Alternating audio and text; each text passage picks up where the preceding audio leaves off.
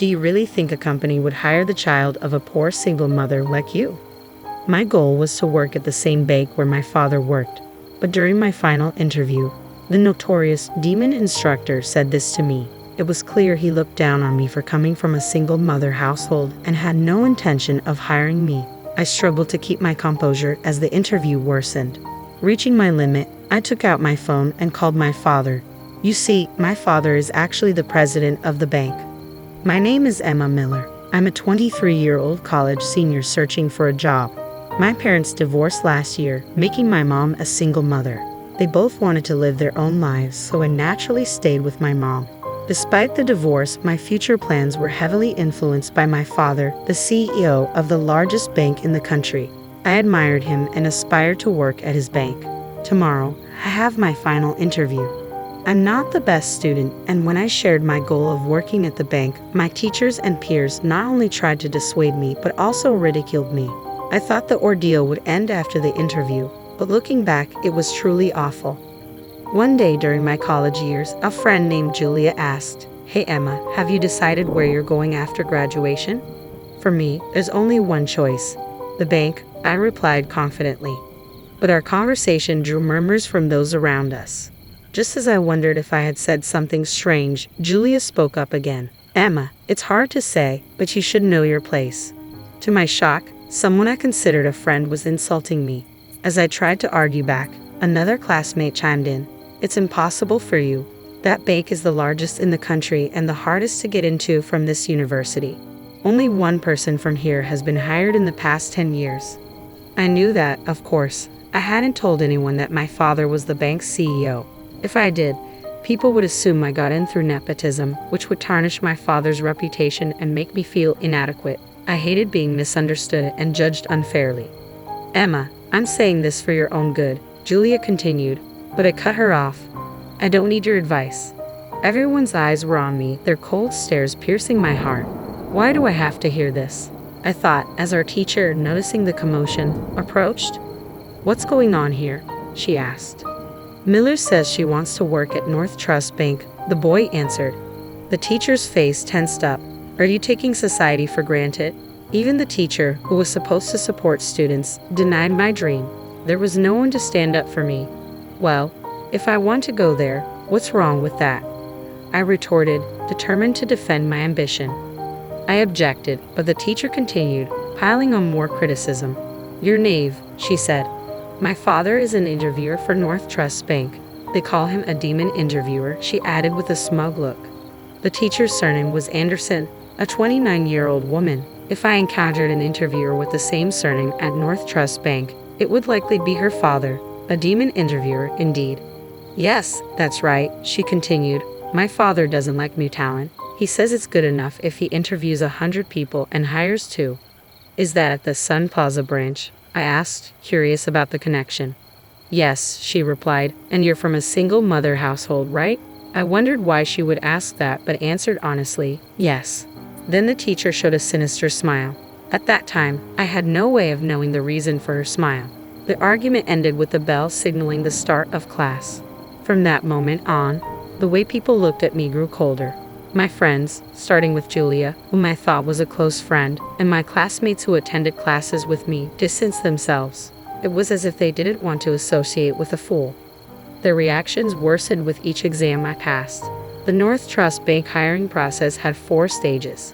A written test in the first stage, followed by 2 interviews with people from the head office for the second and third stages. The 4th and final stage was an interview with the hiring manager for the desired work area and the head office hiring manager. In other words, the highest-ranking hiring manager. I wanted to work at the Sun Plaza branch and had managed to pass the 3rd stage. "How did you pass the 3rd stage?" they asked, now surprised and anxious about my progress. Most of them had failed their desired company's 2nd stage interviews. It had been 3 months since the job hunting season began, and in my class alone, there were no confirmed hires. The atmosphere was filled with panic, envy, and jealousy. I could be the first one to get a job offer. Those who had been so arrogant now ostracized me even more due to their pride. However, I got used to that life at university and decided to focus solely on myself. My motivation was to get an offer from North Trust Bank. My mind was set on that goal. One day, after class, Teacher Anderson started attacking me in front of everyone. "All right, everyone, listen up," she shouted to the students preparing to leave. Everyone turned around, curious about what was happening. "Emma Miller has cleared the third round of North Trust Bank's exams," she announced. The atmosphere around us suddenly became heavy, but with her next statement, everyone seemed to catch their breath. "But it seems she'll fail the fourth round." "Huh? What do you mean?" I muttered involuntarily. Seeing my reaction, the teacher twisted her face into a sneer. "The interviewer for the fourth round has been decided. It's my father, the demon instructor Anderson." The surroundings erupted in surprise and cheers. "Serves you right. Know your place. Good." The classroom filled with voices condemning me in unison. I couldn't believe it. Everyone I thought were my friends had turned their backs on me during this job hunting process, even though I had done nothing wrong. Despite that, those around me harassed me and hurled abusive language at me. At first, I thought it might be a way for them to relieve the stress of job hunting. But it was different. I realized the situation around me was rooted in jealousy. They were envious of me for challenging something they wouldn't dare to. There's no way I could lose to someone like her who isn't even good at studying. There is no way someone like her could get into North Trust Bank. If she can make it, then so can I. If Miller is going, I should have tried as well. But that place is difficult. It's the most challenging. It's impossible. So why is Miller trying without hesitation? It's wrong. She's trying for a place that even I can't get into. I can't forgive that. It's strange. The reality became apparent as job hunting progressed. Among those who passed, those who failed, and various others, no one here had much hope. I was being attacked because of jealousy. The final straw was the teacher's words and actions, especially since her father was in charge of hiring at North Trust Bank. If the teacher led the attack on me, the students overflowing with jealousy would just follow her lead.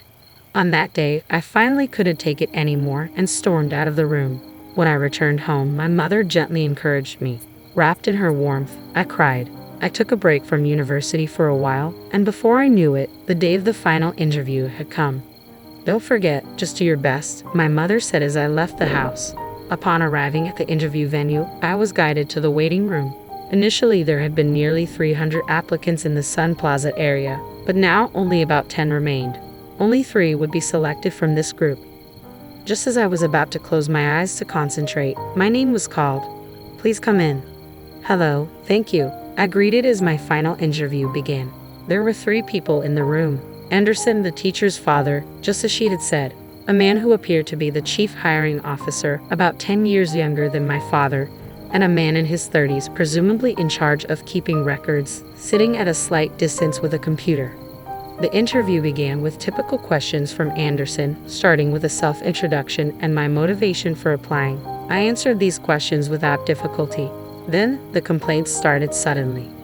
"I don't really like female bank employees," Anderson said. Not knowing what to say, I fell silent.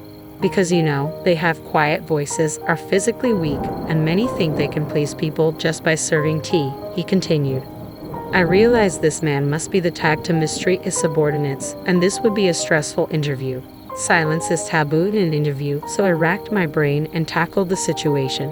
I was in a sports club, and I think I'm strong. I'll do my best with any job given to me, just like a man. I tried to appeal, responding flexibly to his complaints. However, he didn't find it amusing and clicked his tongue, directing his gaze toward the papers in his hand. I felt something was off at this point. This interview was clearly going too far, yet the chief hiring officer, who should have been higher ranking than Anderson, said nothing. Upon closer observation, the chief hiring officer looked younger than Anderson. Maybe Anderson was pressuring him too. That's what I thought, but there was nothing I could do about it. I could only sit quietly and endure the interview. After a brief silence, Anderson spoke again. It seemed he would be in charge of the entire interview. "You seem to come from a single mother household, am I wrong?" he asked, probably looking at the documents I submitted from the university. They included my address and family composition. "Yes, my parents divorced, and now I live with my mother," I replied. As soon as he heard my words, Anderson began to laugh, his sinister smile echoing through the room. "I see you're from a single mother household.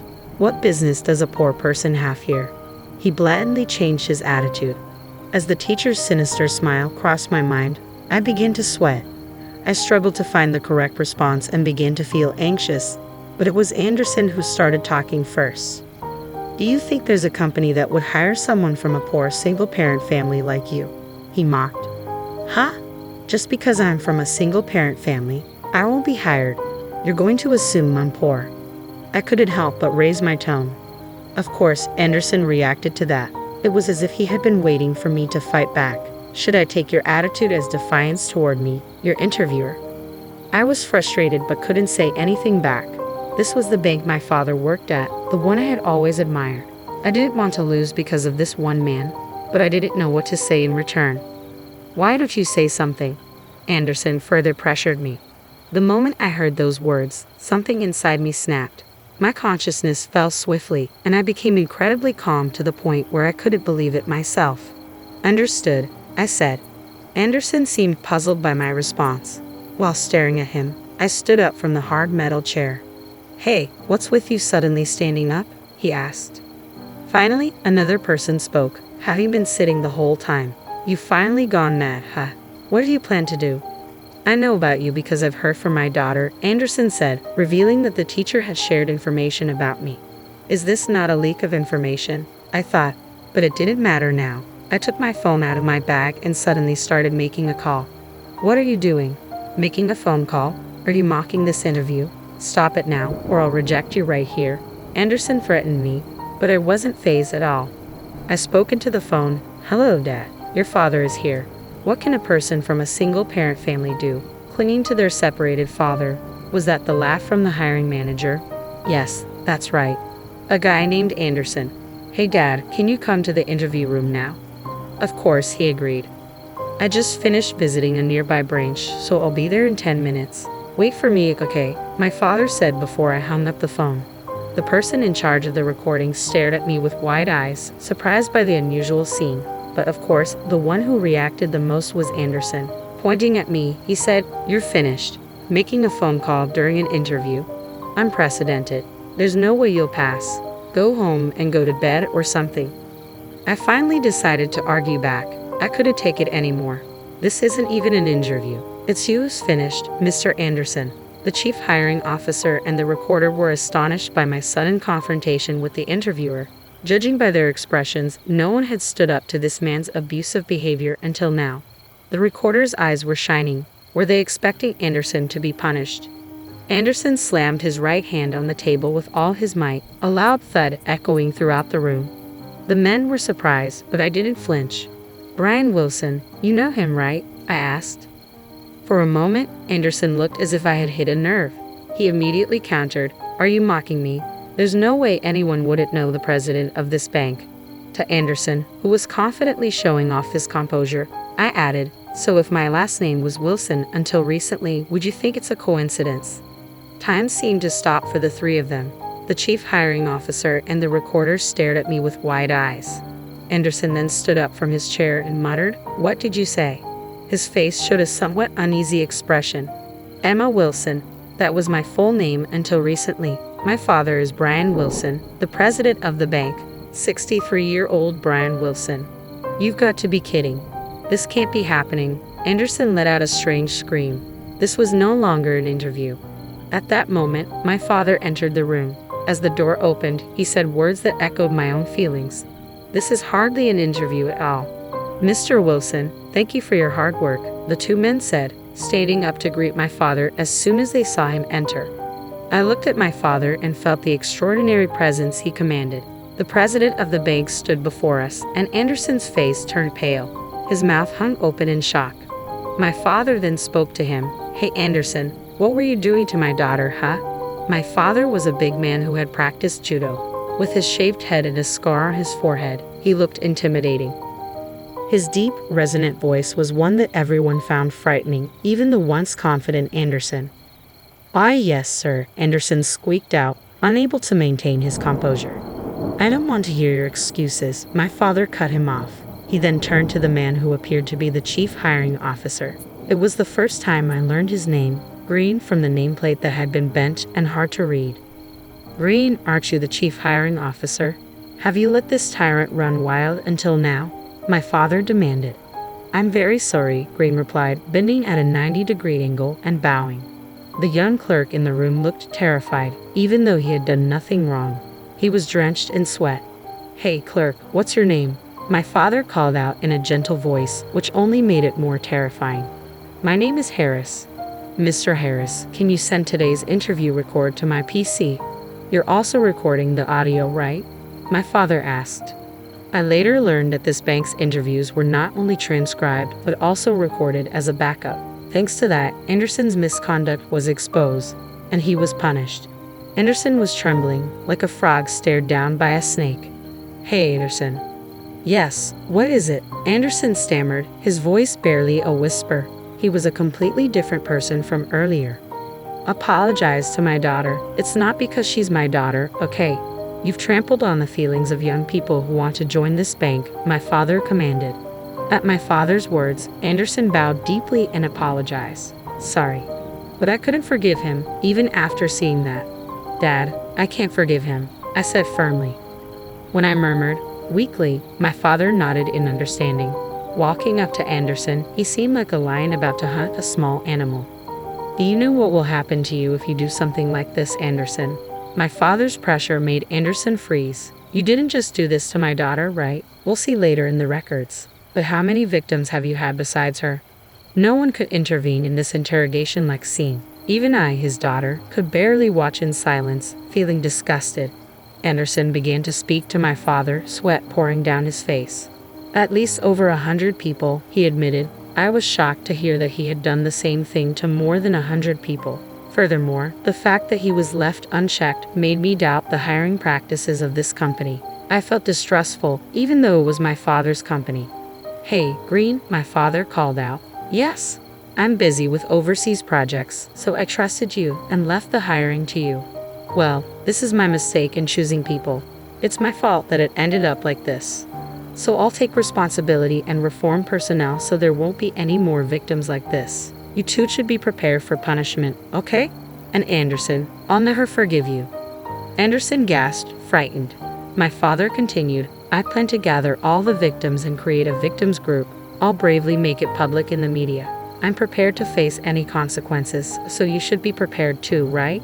Hearing this, Anderson collapsed on the spot as if he had lost his sanity. My father moved away from him and opened a window.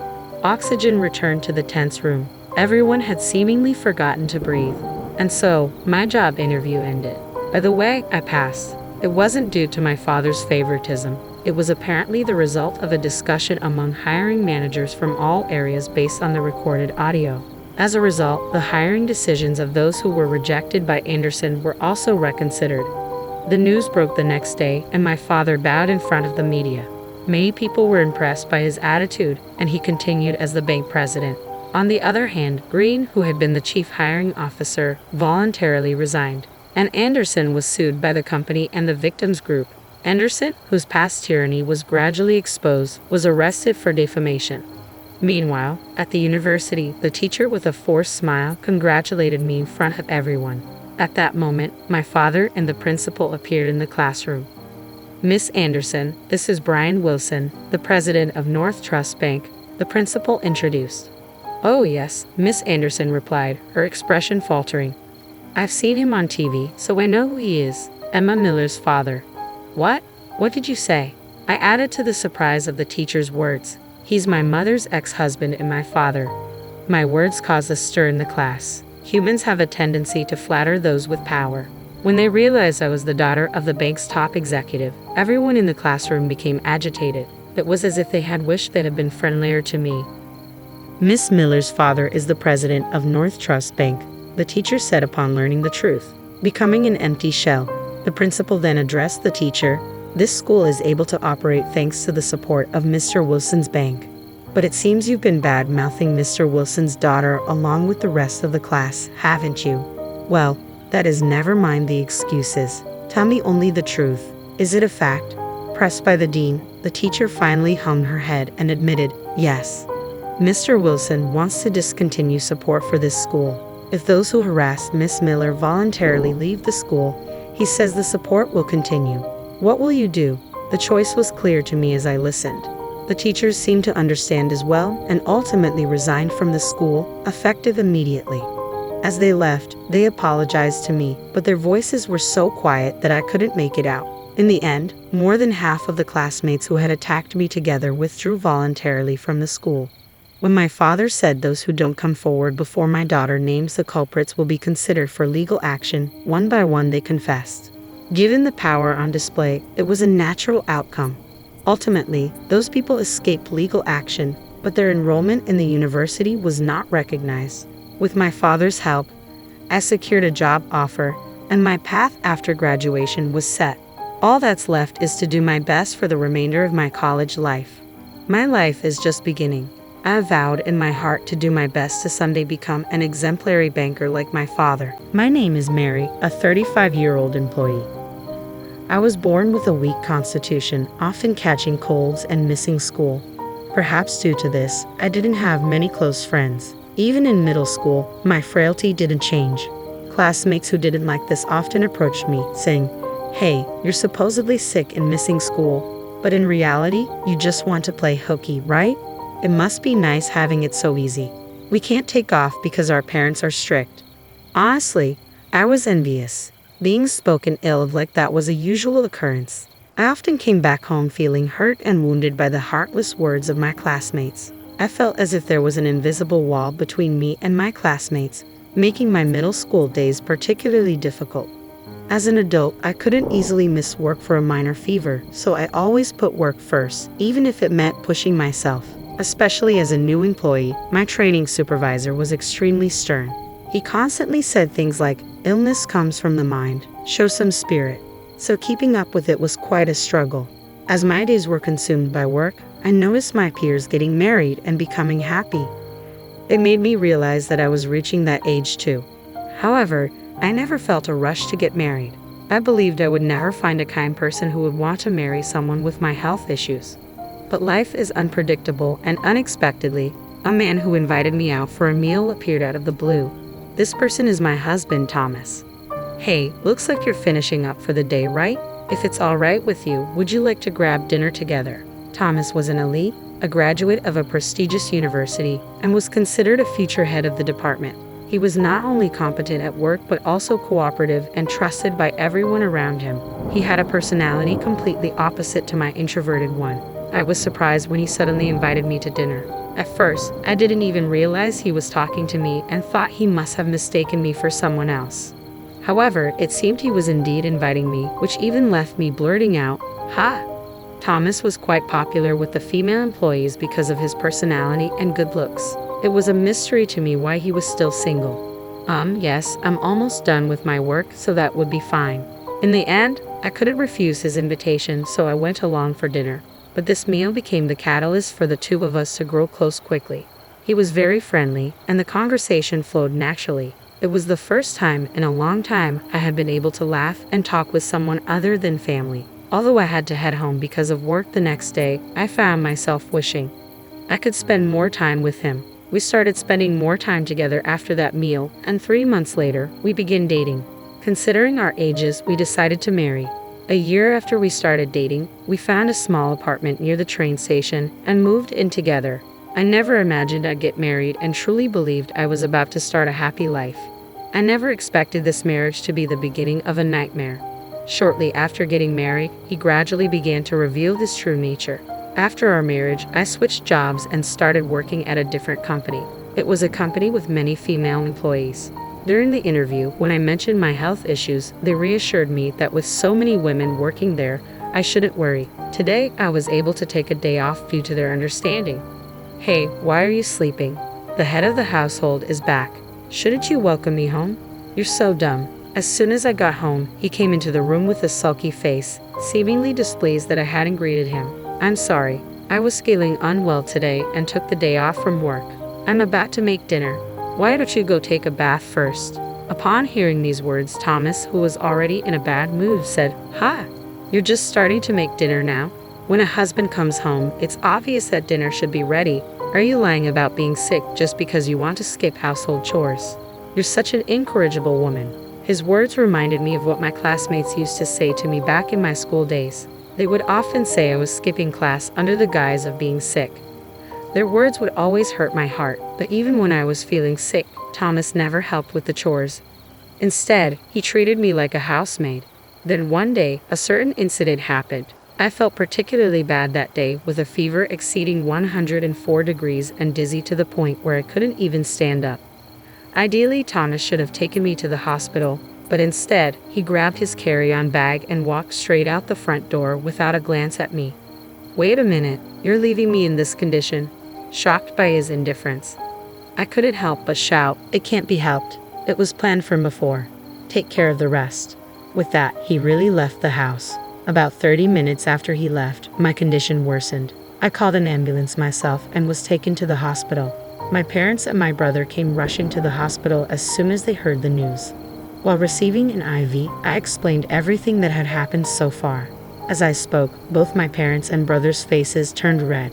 Leaving his sick wife behind to go on a trip, this behavior was unacceptable not only to my parents but also to me. That's why I decided to carry out a certain plan with my parents and brother. I did text him that I was hospitalized, and soon after, I got a message from Thomas. "I'm about to head home," so I called the house, but no answer. "Are you still in the hospital? Come home and cook my dinner." Seeing this message, my brother decided to call Thomas. Surprised by the sudden call from my brother from my phone, Thomas assumed it was me and started talking arrogantly. However, when he realized it was my brother, he immediately changed his tone and started apologizing. But it was too late. With a low, angry voice, my brother said to him, "Sorry to inform you, but Mary won't be coming back to that house. She passed away." What? Even Thomas couldn't hide his surprise at the shocking words that suddenly came out of my brother's mouth. However, he soon regained his composure and said with a nonchalant tone, "I see. Understood. Once things settle down, I'll take care of the necessary procedures. Thank you for everything till now," and with that, he hung up the phone. Wouldn't most people, upon hearing their wife had passed away while traveling, rush home in a panic? Yet he, far from showing concern, hasn't even asked about the funeral schedule. In other words, he couldn't care less about me. After that, I felt something snap within me. From then on, I decided to carry out a plan that my brother had devised while he was at work. I returned home. I deliberately cleaned up the messy room until it sparkled, folded the laundry that had been hung up, and put away the dishes, taking great care not to drop a single speck of dust. During that time, I checked things like the drains and toothbrushes. After doing this a few times, my brother received a call from him. "Hey, it's rare for you to call. What's up?" Although he spoke calmly, my brother's eyes were smiling. He probably knew he would get a call. Unaware of this, he said over the phone, Can I ask you something? Did you go into my room while I was out?" "Into your room? No, I didn't go in. Why would you ask that?" Perhaps even he, as insensitive as he is, found it eerie that the room was constantly sparkling clean, so he thought my brother was entering the room and called to confirm. The thing is, the room that was messy until this morning is incredibly clean. When I returned home, the trash on the floor was thrown away, the laundry is folded. Something is weird. "Did you come to pick up Mary's stuff?" Speaking with a tremor in his voice, my brother replied, "Oh, come on, there's no way I'd do that. I never got a spare key to your room for my sister when she was alive, and our mom has been too busy with work lately to visit you there, Thomas. You must be tired to think this way." Although it was my brother who planned it, I was the one carrying it out. Even for my brother, it was impossible to enter the room without permission. Therefore, in legal terms, it's still me, his wife, who is doing this. I, who was listening to the conversation next door, had a hard time not bursting out laughing. If your room was ransacked, I could understand. But it's clean. Is there a problem with that? No, that's not it. It seemed he had something he didn't want to say. My husband fell silent. A few days later, there was another call from him to my brother's cell phone. Apparently, strange things continued to happen after that, so he consulted with the police. However, the police officer did not take his story seriously. Because if things were missing, they could understand.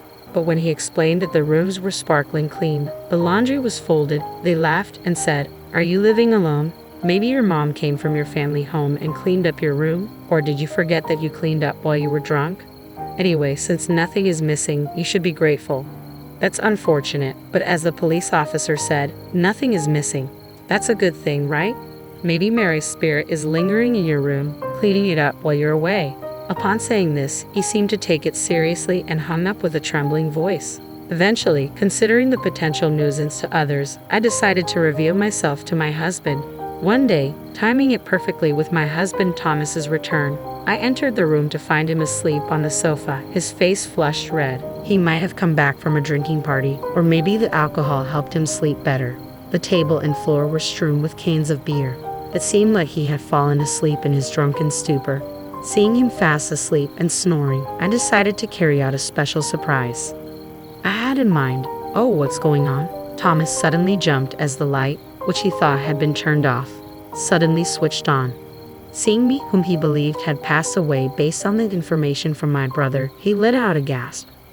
Ariel, a ghost, an adult man, saw me and immediately yelled that I was a ghost, tears welling up in his eyes as he stared at me.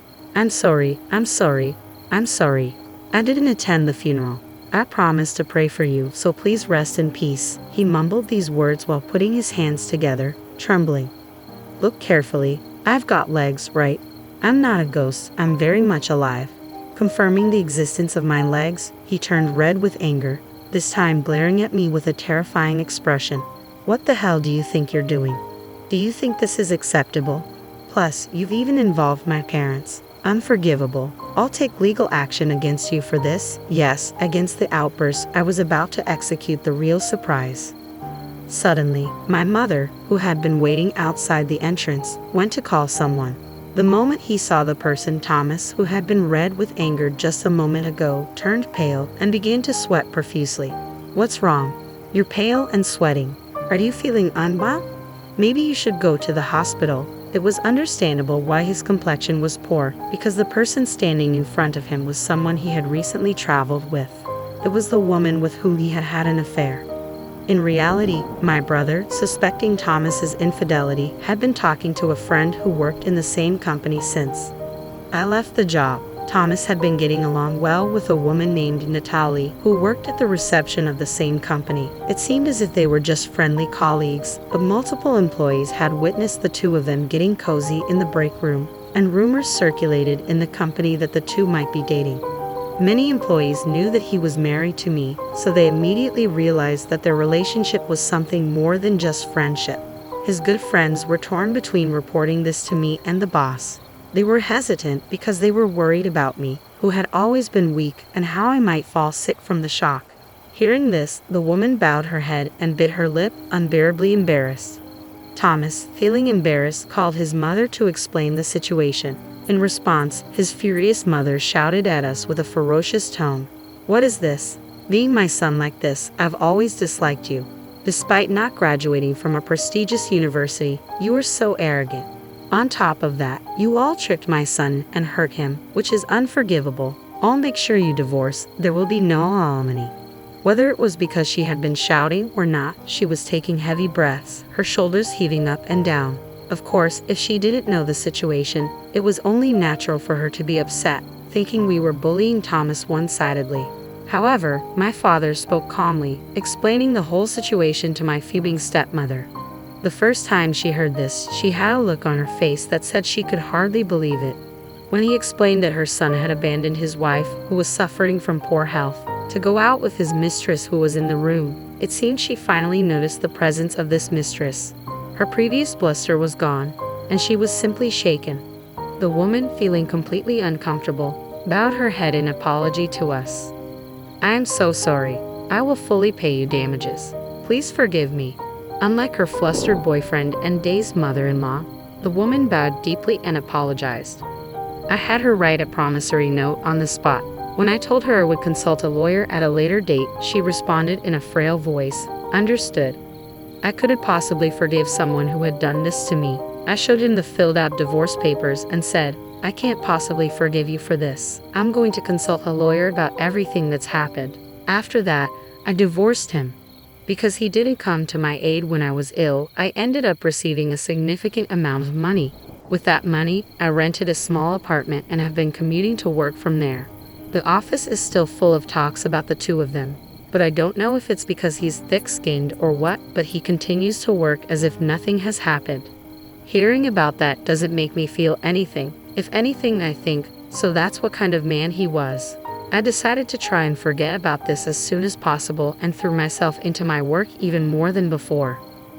Even with difficult tasks, I worked hard to understand them while asking my boss, and it seems that my efforts were recognized as I was chosen for a 1-year overseas assignment. I am already fluent in English, so I won't have any trouble living abroad. Just as I was getting excited about my overseas assignment, I suddenly started getting repeated calls from an unknown number. Since it was an unknown number, I initially thought it was a wrong number, but since it kept calling over and over again, I thought it might be someone I know, and I answered the call. Hello? Who is this? When I cautiously asked, it turned out to be Thomas. It's been a while, Mary. Have you been well? I just wanted to hear your voice and ended up calling. Unbelievable. He called me casually after what happened. I wonder what he could think of me. The more I heard his voice, the angrier I became. What do you want now? I have nothing to discuss with you. After this call, never contact me again. Then he started talking with a desperate voice. Wait, just listen to me for a second. Actually, I married Natalie, but she doesn't do any housework at all. Since we got married, she doesn't clean at all, and all we eat are pre-made meals. On top of that, I've started to have to take care of my mother. Honestly, I'm in trouble. Although she looked beautiful and neat, in reality, she didn't do any housework. All the meals were grab-and-go food or ready-made meals, and she didn't clean, so the floor was covered in dust. On top of everything, he had to begin to take care of his mother, and in desperation, he turned to me for help. I couldn't help but let out a heavy sigh over the phone, and I felt more certain than ever that breaking up had been the right choice. I'm sorry, but I'm scheduled for an overseas assignment, and there's nothing I can do. Besides, she's the woman you chose. You can't blame anyone else. Take care of your own wife. Upon learning I couldn't assist due to my overseas posting, he pleaded, help me. Take me with you to your new overseas position. I can't stand this filthy woman anymore. Life was better with you. Give me another chance. But even if he asks for another chance, he wanted this outcome. No matter how much he struggles, he can't return to the previous state. He was still talking over the phone, but I left him hanging, said I had work, and ended the call. Then I blocked his number. He didn't like that. It seems that very day he showed up at my parents' house, demanding a remarriage and help, spouting nonsense. My father called the police, and he was taken to the station. The company found out about this, and he got fired. He also got divorced, and to pay alimony, he is helping out with the family business while taking care of his mother. Apparently, the family business is physically demanding and quite harsh, and he tries to run away from home many times. But each time he is brought back by relatives, and he seems to be having a hard time every day. My name is Emily, and at 43 years old, I find myself navigating life's twists and turns alone. 2 years ago, my husband John, who was my age, was taken by a sudden heart attack. His absence left a void that seemed insurmountable. We had hoped for children, but fate had different plans, leaving us in a silent ache of unfulfilled dreams. Guilt often washed over me, knowing John's deep longing for fatherhood. Yet in his wisdom, he reassured me, our happiness doesn't depend on children. It's in cherishing each other, just the two of us. We held on to those words tightly, crafting moments of joy amidst our shared sorrow. But life's capriciousness had another chapter in store for me. In a cruel twist, just as we found solace in each other's company, I found myself grappling with the stark loneliness of his absence. In this unforgiving reality, circumstances led me to reside alone under the same roof as my late husband's mother, a woman with whom I frequently found myself at odds. Our living arrangement became the result of John's parents' divorce, with his father now a presence in our shared dwelling, a two-family abode offering the only solace in an otherwise strained situation. Yet, as time passed, my mother-in-law's visits grew more frequent, perhaps driven by a longing for her departed son. I couldn't help but feel apprehensive. Her demeanor was often overbearing, punctuated by subtle jabs. What exactly do you mean by that? I would inquire, bracing for the inevitable sting of her words. It's because he ended up with someone like you that John's no longer with us. You bear some responsibility, she would assert, her accusations as sharp as ever. Her reproaches were nothing new, but each time they cut deeper. Are you seriously suggesting that I'm to blame? I challenged, grappling with the weight of her accusations. Perhaps he fell ill because you couldn't manage his diet properly. I suspect your cooking was too rich. His weight gain after marriage speaks volumes, my mother-in-law asserted, her words like barbs aimed directly at my heart. While it was true that John had put on weight since our wedding day, he always praised my cooking and savored each meal with genuine delight. His kindness knew no bounds. Even if the food had been supper, he'd have eaten it without complaint.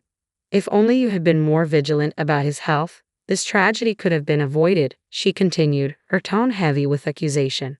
These words, delivered by my mother-in-law in the somber days before John's funeral 2 years ago, struck me like a thunderbolt. Blaming me for John's illness and passing was a cruel twist of fate, one that left me reeling with pain. Though I knew the accusations were unfounded, the constant repetition took a toll on my psyche, making an already difficult time nearly unbearable. For my mother-in-law, Joe must have been the center of her universe. The abrupt and untimely loss of her beloved son must have been excruciating. I could empathize with her struggle to contain her emotions. However, her attacks on me intensified with each passing day, a development I had sadly anticipated. Because of you, my precious son is gone. Were you plotting to inherit his insurance money all along? She accused, her words cutting like daggers. How many times must I deny such baseless accusations? It's simply not true, I retorted, trying to maintain my composure. You deliberately avoided having children just to claim his insurance money, didn't you? You're a devious woman, she spat venomously. As a couple, we longed for children and pursued every avenue, including medical assistance.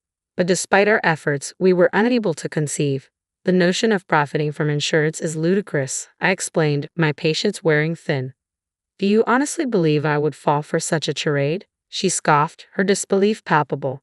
Each day without John is a torment for me. I can't pretend to be anything other than what I am, I replied, my voice tinged with sorrow. Why do you utter such cruelty? It would have been better if you had never been part of our lives. Why did Joe have to endure this? Your words are unbearable. I can't bear the thought of never seeing my son again, she lamented, her anguish pouring out in waves. What would John think if he heard you now? Pointing fingers won't bring him back. Joe was a remarkable and hardworking son. His loss is incomprehensible. It would have been easier if you were here. There's a line you don't cross. Some things are better left unsaid. Oh, I'm just talking to myself. Voicing thoughts that have been haunting me. It's nothing you need to concern yourself with. What's your ultimate point? Leave? And why should I leave? Your presence is suffocating. I won't demand it today, but please vacate this house at the earliest. Since John's passing, ownership rightfully belongs to me. After John's passing, you've probably got your eye on the insurance money and the house, haven't you? She accused, her tone heavy with suspicion.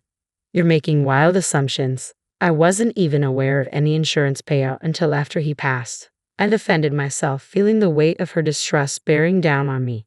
Her discovery of the insurance payout seemed to fuel her suspicions, as if she believed I had orchestrated John's death to secure the house and money. No matter how hard I tried to reason with her, she remained steadfast in her mistrust. I felt like I was reaching my breaking point. Living under the same roof was becoming unbearable, each day more mentally draining than the last. The next day, the tension boiled over. You must be living the high life now. No need to worry about work with all that insurance money rolling in. Is that why you're here, to rub it in? She sneered, her words laced with bitterness. It's not fair to twist my words like that. I can't take these constant jabs. I understand you're grieving for John, but it's not right to lash out at me. I miss him just as much and feel the ache of his absence every day, I replied, trying to maintain my composure amidst the storm of accusations. Seriously, spare me the act. You've got it made with the house and money, don't you? Playing the devoted wife role, I see, she sneered, her tone dripping with sarcasm. I won't entertain such accusations. We face our own struggles, particularly with not having children, but I loved John deeply and envisioned a future filled with cherished moments together, I countered, trying to hold onto my dignity amidst her onslaught. It's astounding how you can speak so freely with everything falling into place for you. Must be nice having life handed to you on a silver platter, she retorted, her words cutting deep.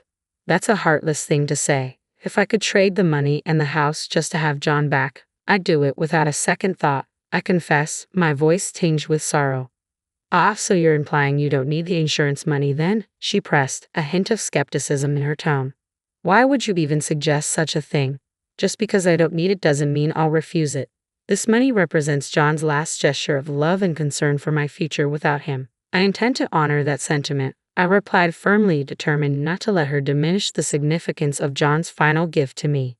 You have no shame, she spat, her disdain evident in her tone.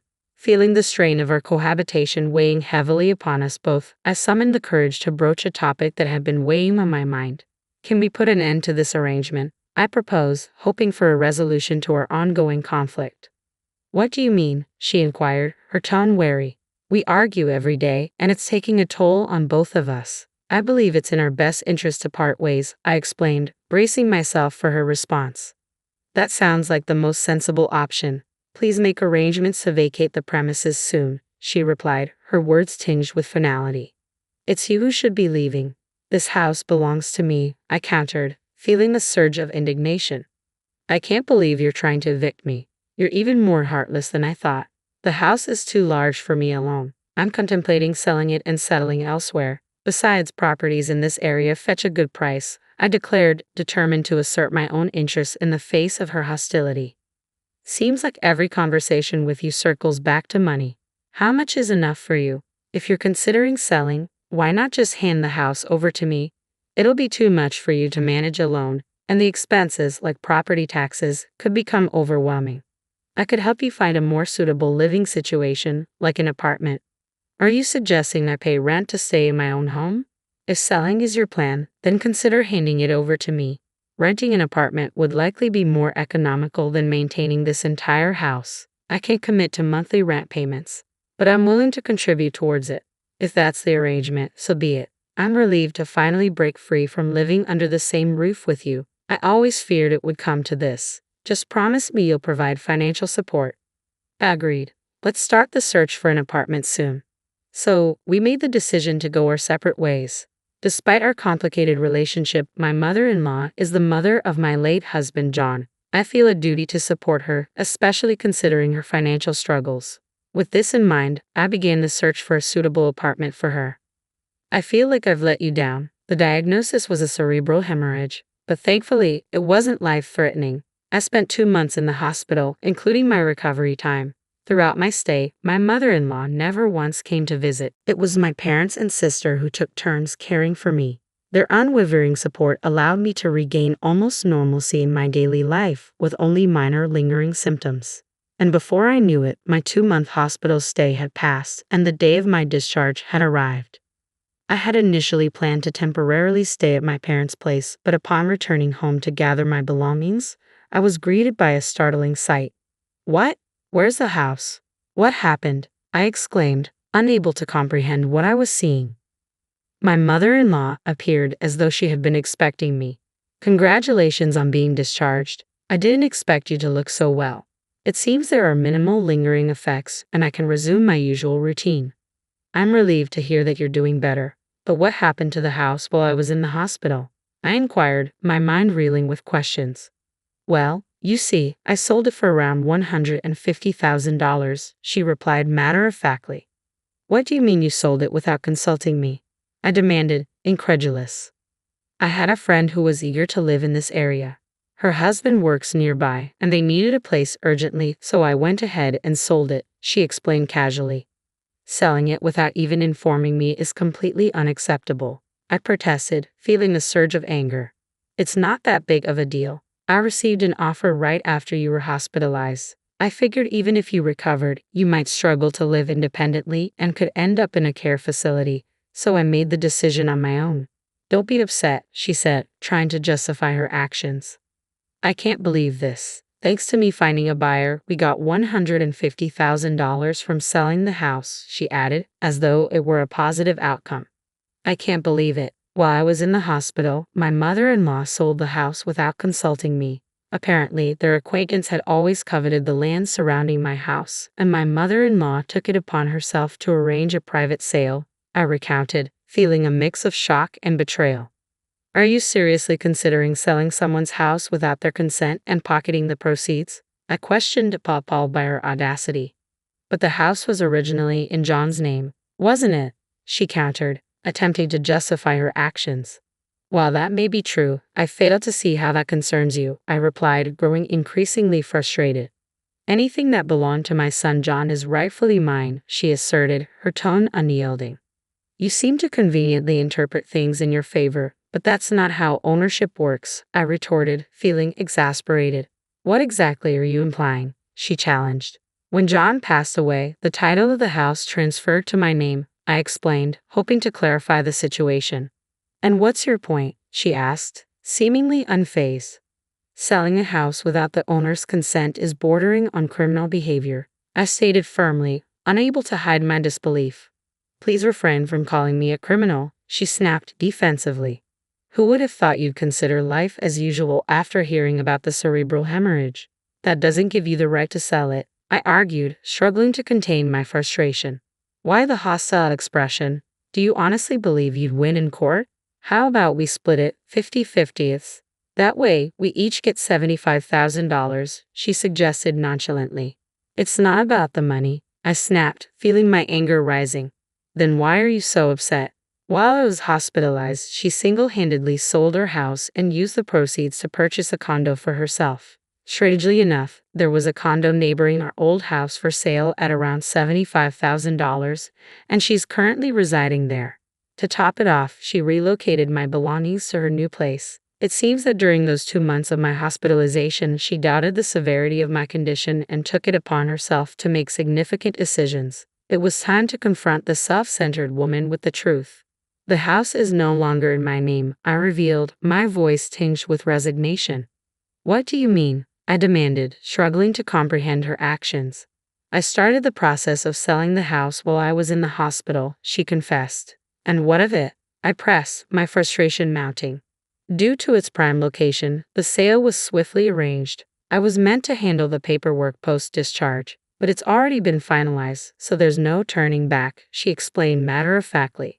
You must cancel it immediately, I insisted, feeling the surge of urgency. It's my property, so I see no reason to cancel, she countered, her tone firm.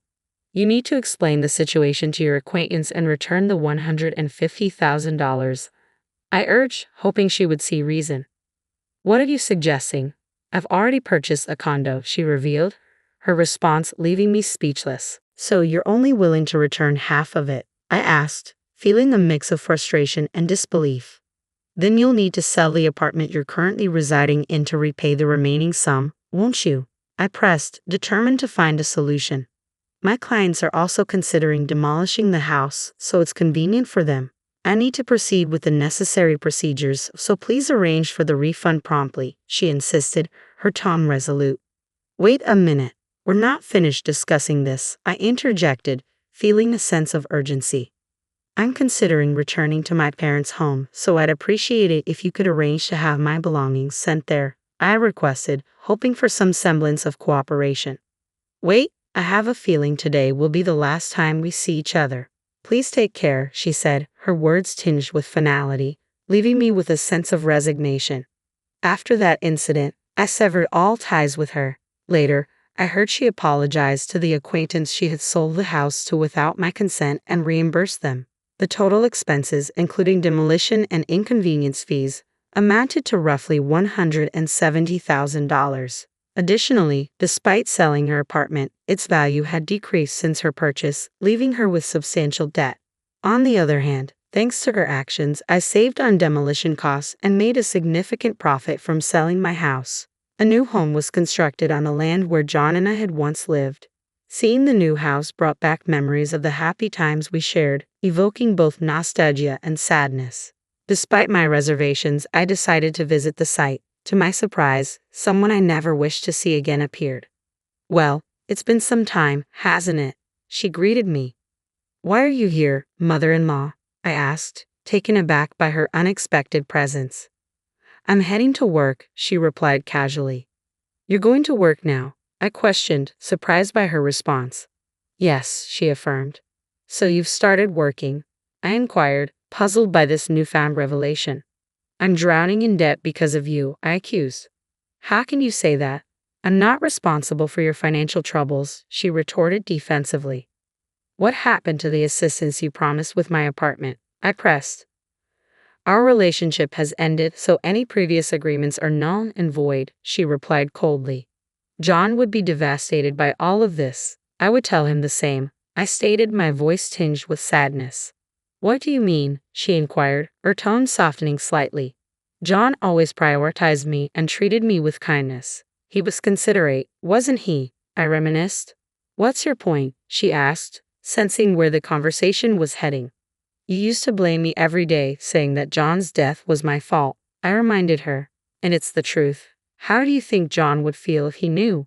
She fired back. Mother-in-law, if it weren't for John, you would be in a much worse situation. I pointed out. Are you still going to insist on that? Will it change anything? She challenged, her tone bitter with resentment.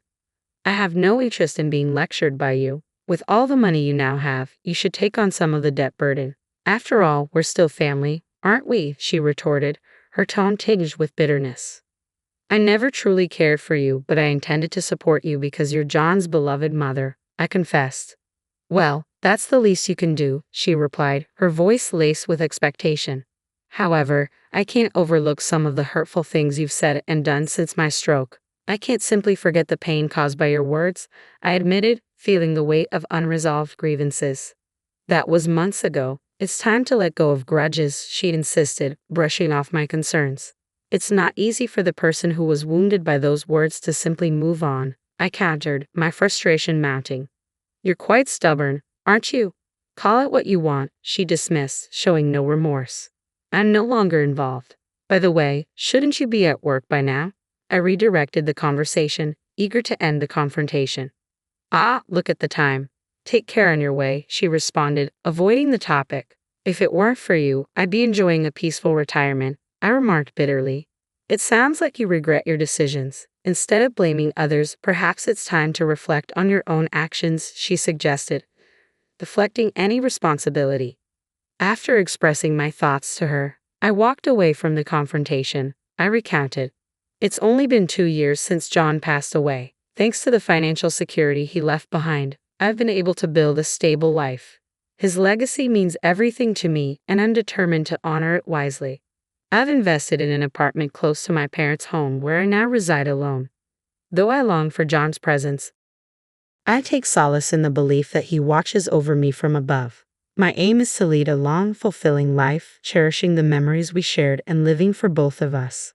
My ultimate dream is to one day reunite with him in heaven, where we can relive our cherished moments together. I've longed for children, but you're the reason we couldn't have them. My husband spat out, hurling those hurtful words at me after 20 years of marriage. In that moment, I realized I couldn't continue with him. His callousness cut deep and his mind was elsewhere, dreaming of a new life without me. It felt as if some divine eye had witnessed his cruelty. My name is Lisa, 45 years old, a secretary at a law firm. Our marriage, nearing 2 decades, had been modest and childless. Despite our shared desire for children, infertility plagued us, primarily my own struggles. I underwent treatments, exhausting myself physically, emotionally, and financially, only to face disappointment. When I turned 40, we conceded defeat. My husband's desire for children persisted, but I couldn't endure the pain and financial strain any longer. We decided to halt treatments and embrace a childless life, opting for luxury trips instead. Yet the pang of regret lingered, especially when confronted with images of children on TV or greeting cards. Even 5 years post-treatments, guilt and remorse gnawed at me. Then, a school reunion beckoned after a decade. My husband encouraged me to take a break, sensing it as a mini vacation. It felt like a temporary escape from the weight of our childless existence. I realized I had scarcely been out alone since our wedding day, my life consumed by infertility treatments. But a little indulgence now and then couldn't hurt, right? At the venue, catching up with old friends felt refreshing. Lisa, long time no see. You look great, slimmer than before, one friend remarked. Indeed, I had shed about 22 pounds over the past decade. Thanks, I replied with a smile. I envy you. Since marriage and kids, I've gained almost 33 pounds, she lamented. Her words, though innocent, stung a bit. Any kids for you? Another friend asked. No, we couldn't, I replied, feeling the weight of the question. Just the 2 of us. Oh, sorry for asking such an awkward question, she apologized. No worries. Let's just enjoy ourselves, I reassured, trying to maintain a lively atmosphere. As conversation flowed, a startling revelation emerged. My son was nearly caught in a marriage scam recently, one classmate shared. I was taken aback. A scam? Yes, they asked him for $20,000 for their wedding, but it fell through, she explained. What happened next? I inquired, intrigued. He couldn't afford it, so he came to us for advice. That's when we uncovered the scam. The woman vanished, she recounted. It's terrifying, I murmured, shaken by the story. There are some awful people out there, another friend chimed in. Really scary. A marriage scam, I mused, shocked that such deceit could occur so close to home. Thankfully, her son had moved on with a new girlfriend, and the parents seemed relieved. The reunion continued smoothly, eventually winding down. Instead of heading to the after party, I decided to head home, reflecting on the evening's unexpected revelations. I returned to my hotel, savoring a nightcap alone. It struck me, I hadn't checked in with my husband. It was only 10 p.m. He should still be awake. Despite repeated calls, he didn't answer. Perhaps he already turned in. Well, I'd be back tomorrow, so it wasn't a pressing concern.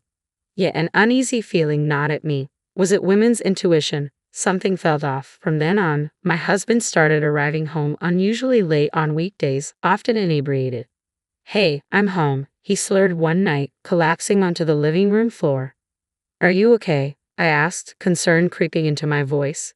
Shut up, I'm home. Show some respect, he retorted, his words clouded by alcohol. As I tidied up his discarded clothes, he muttered something about Alyssa. You know, if you were as young as Alyssa. Confusion gripped me. Who was Alyssa? What did he mean by his words? Before I could inquire further, he was already asleep. Could he be cheating on me? The unease I felt that day morphed into a creeping certainty.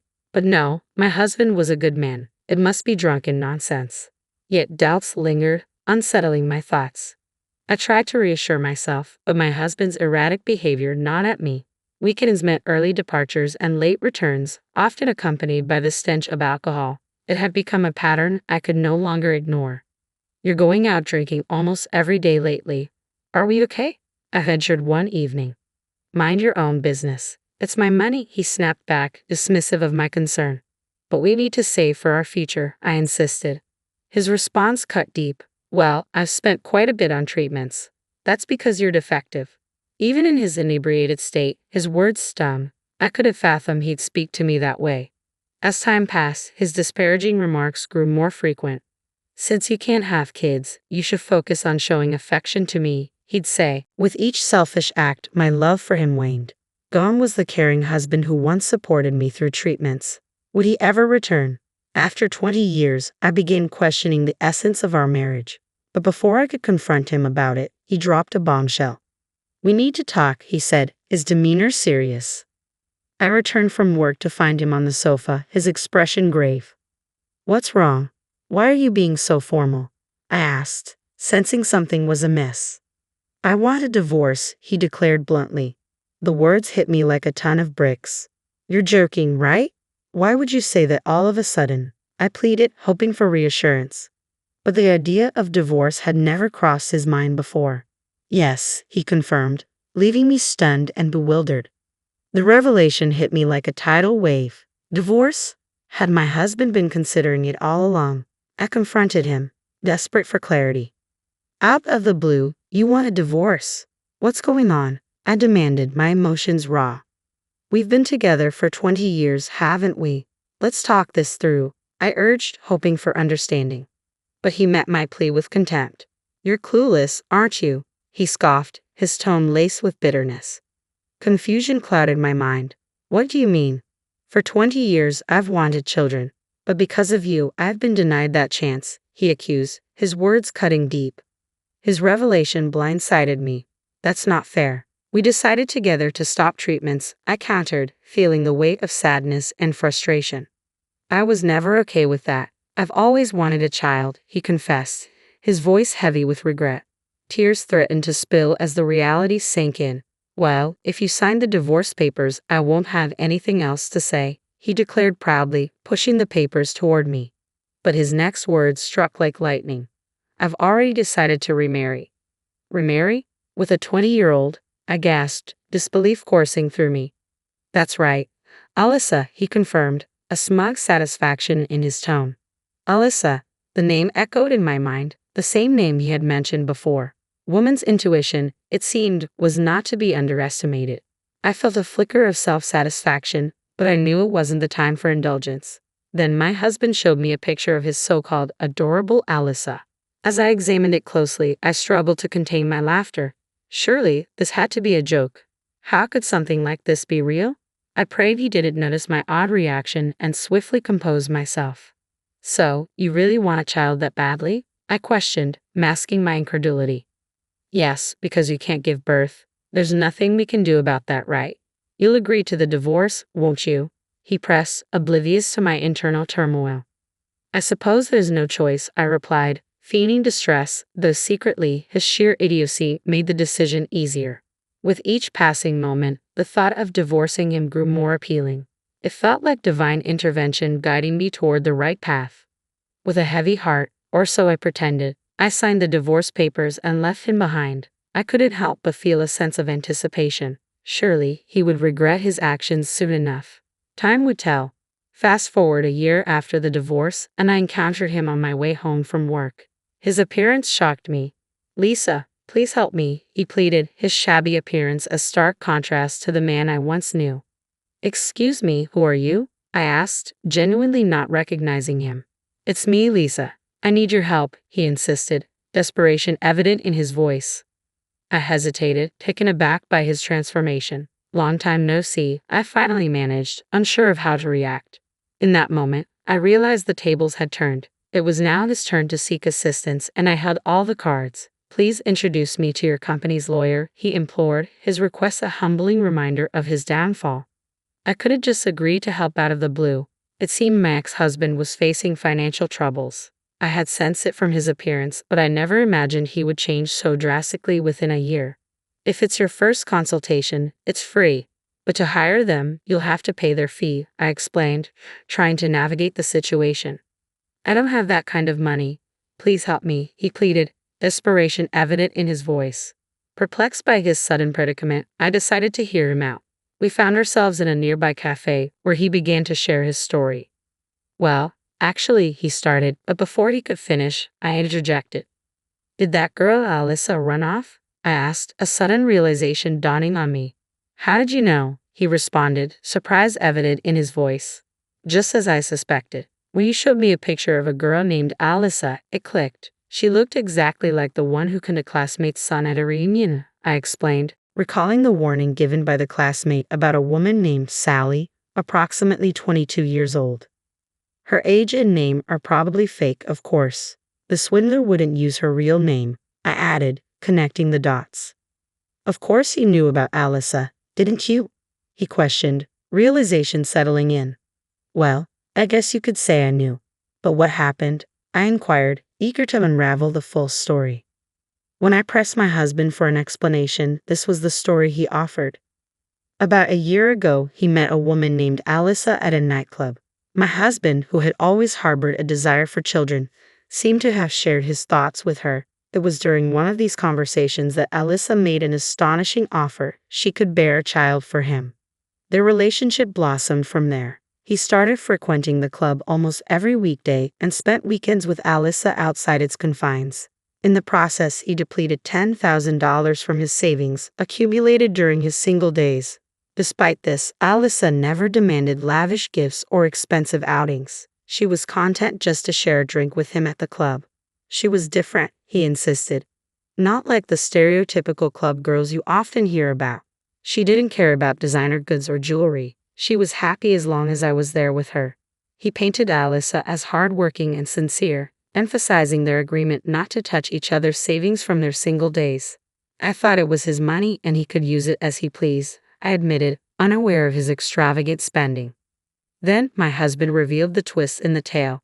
Alyssa's true colors had emerged. "I want to get married, but I had debts totaling about $20,000. Then my husband promised to take on Alyssa's debt and transferred the money to her," I recounted, my voice heavy with regret. "They moved in together right after our divorce, but Alyssa continued her nighttime work and rarely came home. Eventually, she quit her job at the club and disappeared, taking all the money with her. How could he be so foolish?" I lamented, feeling a sense of despair at having been married to such a man for 20 years. Did you make a promissory note? I inquired, hoping for some semblance of responsibility. A what? My husband looked puzzled. You lent her money, didn't you? Didn't you get a note? I pressed, frustration creeping into my tone. We were going to be a couple, so I didn't do such a thing, he admitted. So, you basically gave her the money, is that it? I asked incredulously. In this case, it seems like you donated $20,000 to Alyssa out of goodwill, I concluded, my disappointment palpable. This woman must be a pro, I mused, realizing the extent of her deception. In the case of donations, if the amount exceeds $11,000 in a year, gift tax is imposed. Depending on the case, the receiver might be taxed. So, Alyssa just took $20,000 in cash and vanished, splitting the money into two parts across 2 different years to avoid taxes. The reason my husband thought she was a good girl who never asked for material gifts was because she knew the law well. So, what should I do? I asked, feeling overwhelmed. I don't know. Maybe consult a lawyer. It'll cost you though, he replied, his shoulders slumping in defeat. All my savings from my single days are gone, and the woman I loved ran away from me. I can't go back on my word to the company about remarrying after boasting about getting a younger wife. Isn't that his own doing? I thought, feeling the weight of my husband's pitiful situation. Lisa, it's my fault. Please come back to me, he pleaded.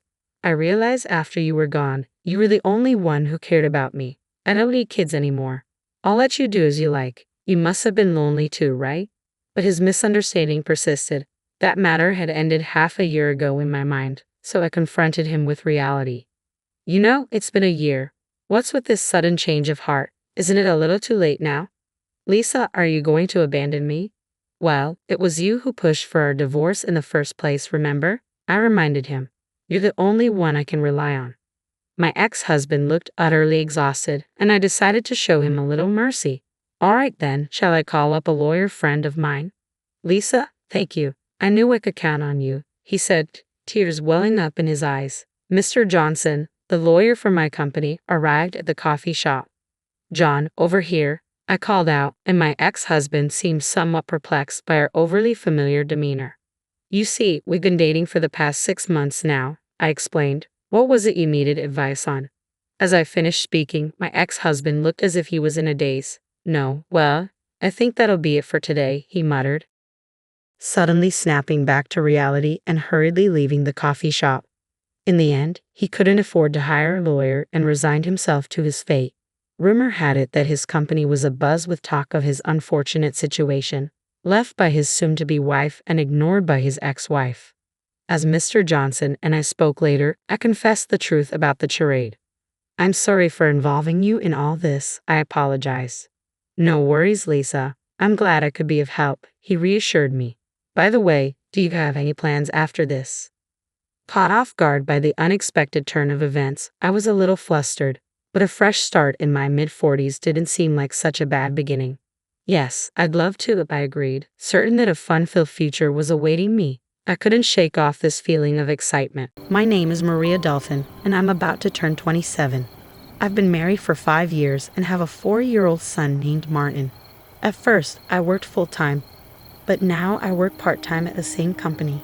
My husband is 30 years old, 3 years older than me. Kevin Carlton, who I married, seemed sweet when we were dating, but things changed after marriage. He became more controlling. Kevin has a 20-year-old sister named Jane Dalton, and he spoils her a lot, maybe because of their big age gap. Before we got married, I didn't really mind how close Jane and Kevin were. But after tying the knot, I started noticing some changes. Jane frequently drops by our place, and I end up scrambling to cater to her every whim because Kevin always caves into her demands. She shows up unannounced, morning or night, without bringing any gifts or even a thank you. She acts like I'm invisible, only talking to Kevin, saying, "Hey brother, I'm here again." Kevin, oblivious to the fact that I didn't prepare dinner for Jane, asks if she wants to eat. When I try to discreetly mention it to Kevin, he brushes it off, leaving me to serve my own dinner to Jane in the end. Then, loud enough for Jane to hear, he blames me, saying things like, "You should have made more food." Jane looks like she's going to cry and apologizes to me. Kevin comforts her and scolds me, saying things like, "You're not considerate," or "Don't be mean to my sister." Even though Jane apologizes, it's clear she feels reassured by how Kevin takes her side. It's like she enjoys it. I end up making my own meal from leftovers while they eat together. Just as I'm about to join them, Jane tells Kevin she wants to talk alone. Kevin moves me and Martin to another room. This isn't the first time. After we finish eating and clean up, I find them chatting on the sofa. They never bothered to clean up after themselves. It feels like they see me as a maid, not a wife or sister-in-law. They don't even talk to Martin. It's like I'm just a maid bringing my kid to work. I was tidying up the kitchen and getting ready to bathe Martin when Kevin suddenly called me, even though it was almost 8 p.m. He said, "Jane wants cake. Go buy it now. Get it from the shop by the station," telling me exactly where to go. But going out to buy cake would make Martin go to bed late. When I hesitated, Jane insisted, "I want it now," and Kevin rushed me saying, "It's fine if he stays up a bit longer tonight." Then Kevin started yelling at me, blaming me for having an attitude with Jane around. I knew I'd have to go to the cake shop eventually, so I reluctantly agreed. There's a cake shop near the station that closes at 9 p.m. So if I hurry, I can make it. As I was getting ready to go, I overheard them talking, speaking loudly enough for me to hear. They were saying things like, "She's so thoughtless," and "Why did you marry her?" Since I couldn't leave Martin alone, I decided to take him with me. While I was getting Martin ready, I heard Kevin's loud voice from a living room. "If you defy me again, we'll get a divorce." Martin could hear it too. He might not understand the words, but I think he knows his parents are fighting. Trying to control my emotions, I asked Martin, "What kind of cake would you like?" He perked up and said, "Mom, I want a cake with lots of fruits." So on our way to the cake shop, we chatted about cakes, momentarily forgetting about Kevin's words. We made it to the cake shop just before it closed. Luckily, they had the cake Jane wanted. We bought 2 cakes and the fruit-loaded cake Martin desired. When we got back home, I served the cakes to Jane and Kevin. I prepared Martin's cake and brought it to the dining room. As soon as I set it down in front of Martin, Jane pointed at it and said, "Actually, I want that cake." Before I could respond, Kevin moved Martin's cake in front of Jane. Ignoring Martin's protests, Jane started eating his cake. Kevin justified it by saying, "I bought that cake with my money, so I get to choose." Unable to contain my emotions any longer, I expressed my frustration to Kevin and Jane. Kevin then threatened, "We could get a divorce, you know." Martin stopped crying but held my hand tightly, looking worried. Then, after a moment, Martin said, "Mom, I also love cake with strawberries. It's really yummy." He mentioned it while eating the cake that Jane initially wanted. I feel like I'm putting Martin through too much. 3 adults, myself included, shouldn't be subjecting a 4-year-old child to this. When I saw Jane reaching for Martin's cake, I swiftly moved his plate away. Martin happily followed me to another room, saying, "Yummy, let's go over here." Probably Kevin noticed Jane's attempt too. He apologized to her, saying, "Sorry for being so tight-fisted." I wanted to respond, but I held back, not wanting to expose Martin to the word divorce. Seeing Martin innocently enjoying his cake is heartwarming. After he finished, ignoring Kevin and Jane, we decided to have a late bath and sleep in Martin's bed. The next morning, I woke up to find Jane had already left. I was about to wake up Kevin and Martin and make breakfast when I heard Martin crying. I rushed to him to find his piggy bank, a gift from my father, broken, and all his saved money gone. It was Martin's nightly ritual to bid goodnight to his piggy bank before going to sleep. Last night was no exception. He said goodnight to it and cuddled up with me. At that time, only Kevin and Jane were in the living room. I asked Kevin about the piggy bank. He responded casually, saying that Jane needed some money, so she took it from Martin's piggy bank. Martin was still crying as I held him close. His pain was so palpable that it brought tears to my eyes. It was agonizing to see Kevin prioritize and cater to his sister Jane over our son Martin. Anger and sadness flooded over me simultaneously. "Why are you making a morning so miserable?" Kevin retorted. "Don't you think you did something wrong? Martin is crying so much." For the first time since we got married, I let my anger out towards him. I had always avoided arguing in front of Martin, but I couldn't stay silent seeing him so hurt. Kevin looked at me intensely, then went to the bedroom without saying a word, returning with something in his hand. To my shock, Kevin handed me divorce papers, something I didn't even know he had stashed away. "If you're not happy with me, then let's get a divorce," he he declared, thrusting the papers at me before storming out of the house with a loud slam of the door. Martin, who had never shed tears over the issues with Kevin and Jane, seemed to have reached his breaking point. He had been crying since last night, and it broke my heart to see him in such pain. "Hey Martin, how about we skip daycare today?" I suggested, hoping to bring him some comfort. He eagerly agreed with a loud yes, flashing me a faint smile. As Martin brought a picture book from the shelf and settled onto my lap, he looked up at me with joy and asked, "Today, Mama is the teacher at daycare, right?" His innocence was like a ray of sunshine. I couldn't help but marvel at his resilience. Today, I decided that we would spend the day playing and cherishing each moment together to fill his heart with happiness. I might be causing some inconvenience at work, but when I explained the situation, they kindly granted me a day off, advising me to spend quality time with Martin. In the morning, we headed to the park, played games like hide and seek, and had a blast on the swings and slides. Upon returning home for lunch, Martin seemed tired and soon dozed off on my lap, just like he used to when he was a baby. Normally, I would use this time to catch up on chores. But today felt different, so I decided to cherish the moment and enjoy watching him sleep peacefully. As I started to drift off myself, I was startled by a noise from the front door. It was too early for Kevin to be back, so I felt uneasy. Quickly, I scooped up Martin, and grabbing only my bag with essentials, I hurriedly hid with him in the bedroom closet. I froze as I sensed someone entering the house, holding my breath as I heard a familiar voice. The person seemed to be searching for something, muttering, "I can't find it." Where did the wife hide it? Fear gripped me as I listened to the sound of rummaging, but as I focused on the voice, I recognized it. It was Jane. Questions flooded my mind. Why did she have a key? What was she searching for? I cautiously cracked open the closet door to see what she was up to. She was rifling through drawers and cabinets, then let out a frustrated sigh before making a phone call. "I searched where you said, but it's not there." "Yeah, I checked there too. If it's not there, it's a waste of time." "Okay, got it. Heading home now," she said, mentioning Kevin's name. Kevin? I wondered what they were searching for. I heard the front door lock, and when it was safe, I put Martin to bed and pondered the strange events. I was certain Kevin was involved in whatever they were looking for. If they were searching for something unknown, could it be one of my possessions? Despite their earlier conversation, I couldn't decipher why Jane had suddenly appeared at our house. Kevin felt like a stranger to me, and I was overcome with a mix of disgust and fear towards him. Hastily, I packed the essentials for Martin and myself. By the time Martin woke from his nap, I was ready to leave. "Martin, let's go to Grandpa's house," I said, and we made our way to the station, catching a train to my parents' home. Thankfully, it was just 2 stops away, so we arrived swiftly. Since I hadn't informed them beforehand, my parents were surprised, but they sensed something was wrong and welcomed us without prying. Their dog, a favorite of Martin's, greeted him eagerly, and they began playing together. Watching them, I felt a sense of relief and proceeded to recount everything that had happened with Kevin and Jane.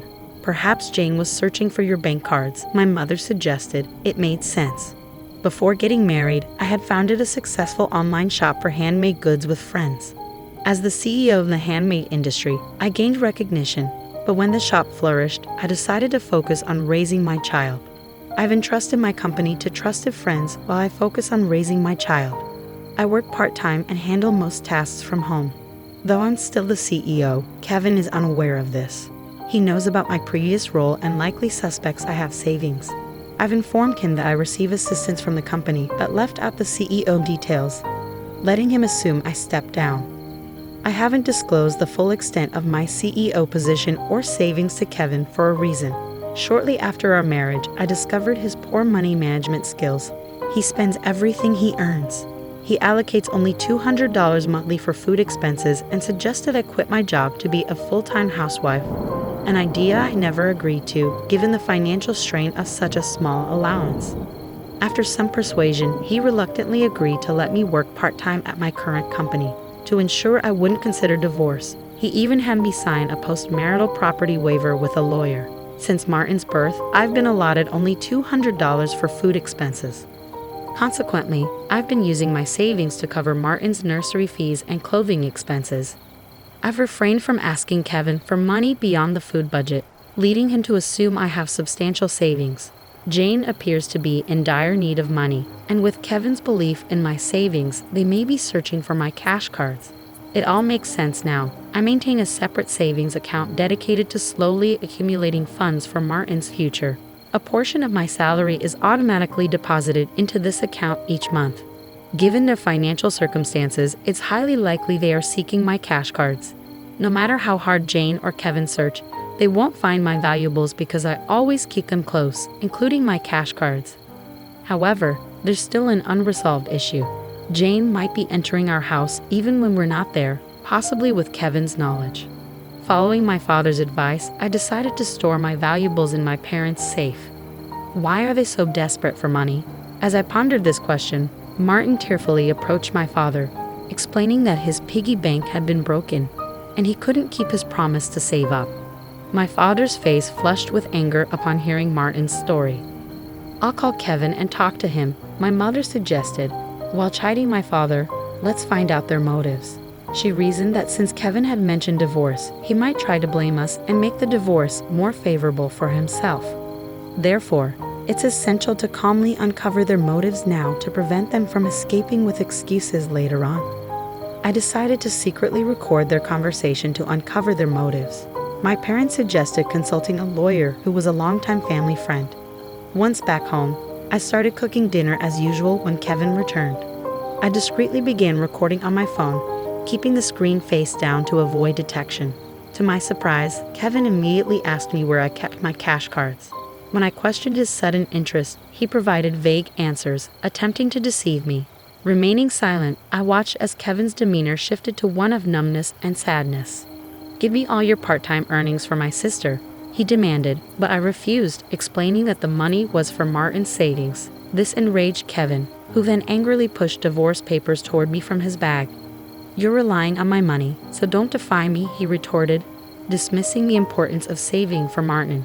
His words implied a greater value placed on Jane over Martin, leaving me stunned and disheartened. Upon hearing Kevin's words, I halted my meal preparations, calmly placed the divorce papers into the bag I had prepared earlier, and grasped Martin's hand, leading him to the door. Kevin's voice boomed behind us, declaring, "I'm serious about the divorce. Don't ever return."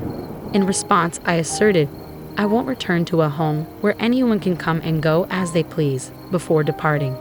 Was it too harsh to label my sister-in-law as a stranger? Following my departure, I was bombarded with messages and calls from Kevin, all of which I chose to ignore. I powered off my phone and sought refuge at my parents' house.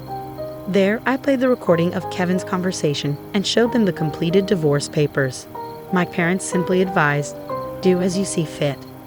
I didn't harbor any love or affection for Kevin, but I still cared deeply for Martin. Some advised me to divorce Kevin to spare Martin's feelings, but I feared that divorcing could also hurt Martin. Amidst this inner turmoil, Martin voiced his hunger, prompting my mother to whip up his favorite dish, hamburgers. Tears welled up in my eyes as my mother, with a gentle smile, said to Martin, "I made these hamburgers so you and Mom can visit us anytime." After taking a bite, Martin beamed and exclaimed, "Grandma's hamburgers are the best.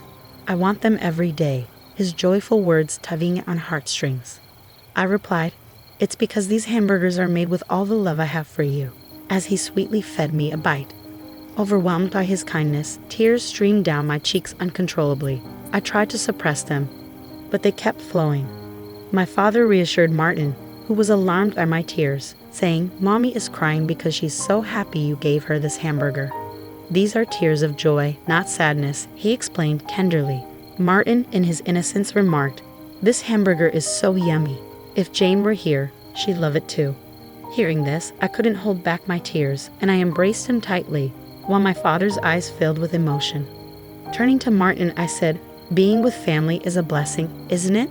He looked puzzled and asked, "Didn't Dad say only Jane is family? Is my family just Mom, Grandpa, and Grandma?" My father responded gently, "Yes, that's right," then asked Martin, "Would you like to stay here with us as family?"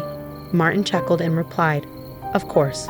We're family," bringing smiles to everyone's faces. When was the last time we had such a natural meal? When did we last enjoy a meal filled with endless laughter and conversation? Despite contemplating divorce, the happiness of this meal persuaded me to finally part ways with Kevin. I planned to break the news to Martin, though the thought weighed heavily on my heart. Surprisingly, Martin seemed to understand and embrace the idea of divorce, expressing, "We'll still be a family." He happily cuddled our pet dog, affectionately referring to him as his little brother, despite the dog being older. With resolve, I began preparations for the divorce. Firstly, I promptly contacted a lawyer who was a friend of my father, arranging to meet the following day. That night, Martin slept with my father and the dog, their faint laughter bringing me comfort as I lay in bed with my mother, reminiscing about my childhood. The next morning, upon checking my smartphone, I found over 200 missed calls and messages from Kevin, reflecting his emotional turmoil. Just the sight of it drained me, prompting me to switch off my phone once more. Today, I met with the lawyer, discussing the details and confirming my decision to divorce. We finalized the paperwork, and the lawyer will meet with Kevin tomorrow to proceed. After some time, the lawyer visited my parents' house to discuss the situation. It turned out that Jane had accrued a substantial debt from gambling and excessive shopping, with Kevin serving as her guarantor. When Jane couldn't make the repayments, they devised a plan to tap into my savings. Now, Kevin wants me and Martin back and is retracting his desire for a divorce, the lawyer explained. However, the divorce papers I had submitted earlier had already been processed. When asked if this meant the divorce was finalized, the lawyer confirmed it, stating, "Yes, it's been accepted." Kevin appeared to break down, expressing his fear of losing me to another man. Despite his emotional plea, knowing that everything was settled brought me a sense of peace. I anticipated arguments over child support, but Kevin even pledged to pay $340 to support Martin every month. Later, Kevin called me. Feeling relieved after the divorce proceedings, I decided to speak with him briefly. His tone was no longer aggressive. Instead, he spoke calmly. He confessed that he believed keeping me financially dependent would prevent me from seeking a divorce. He also acknowledged his tendency to spoil his younger sister, Jane, as a misguided form of sibling love. He admitted feeling jealous of Martin, fearing he had lost me to our son. "Once I've resolved Jane's debts, I'll come back for you. Please don't remarry until then," he pleaded. However, I firmly reiterated that I no longer loved him and wouldn't reconsider our relationship. Before hanging up, I could hear him sobbing softly as he whispered, "Please be happy. Did I manage to stay strong until the end?" Discussing future plans with my parents, I decided to remain at their house until Martin grows up, and he transferred to a different nursery. Returning to my role as company president, I explained the situation to my colleagues. Later, I learned that Kevin and Jane had disclosed the divorce and their debt to their parents, resulting in their disarmament. More than the financial issues, their parents were incensed about never seeing their grandson again. Now, Kevin and Jane, once close, reside in a modest apartment, constantly blaming each other. Their actions have led to their own downfall. Today, I find happiness in being with my family. My name is Olivia, and I'm a 32-year-old housewife. My husband, Liam, is 34 and works an ordinary office job. We've been married for 8 years and have a precious daughter named Ava, who is 6 years old. Ava is incredibly adorable, and both Liam and I are completely smitten with her. I have an older sister, Emma, who is 3 years older than me.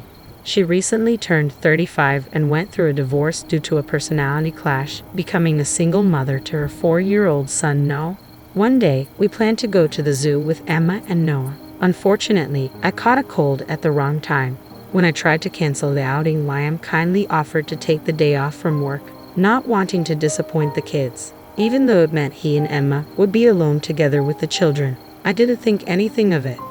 However, one day when I was walking through the shopping district after running errands, I happened to see Liam and Emma sitting together in a cafe.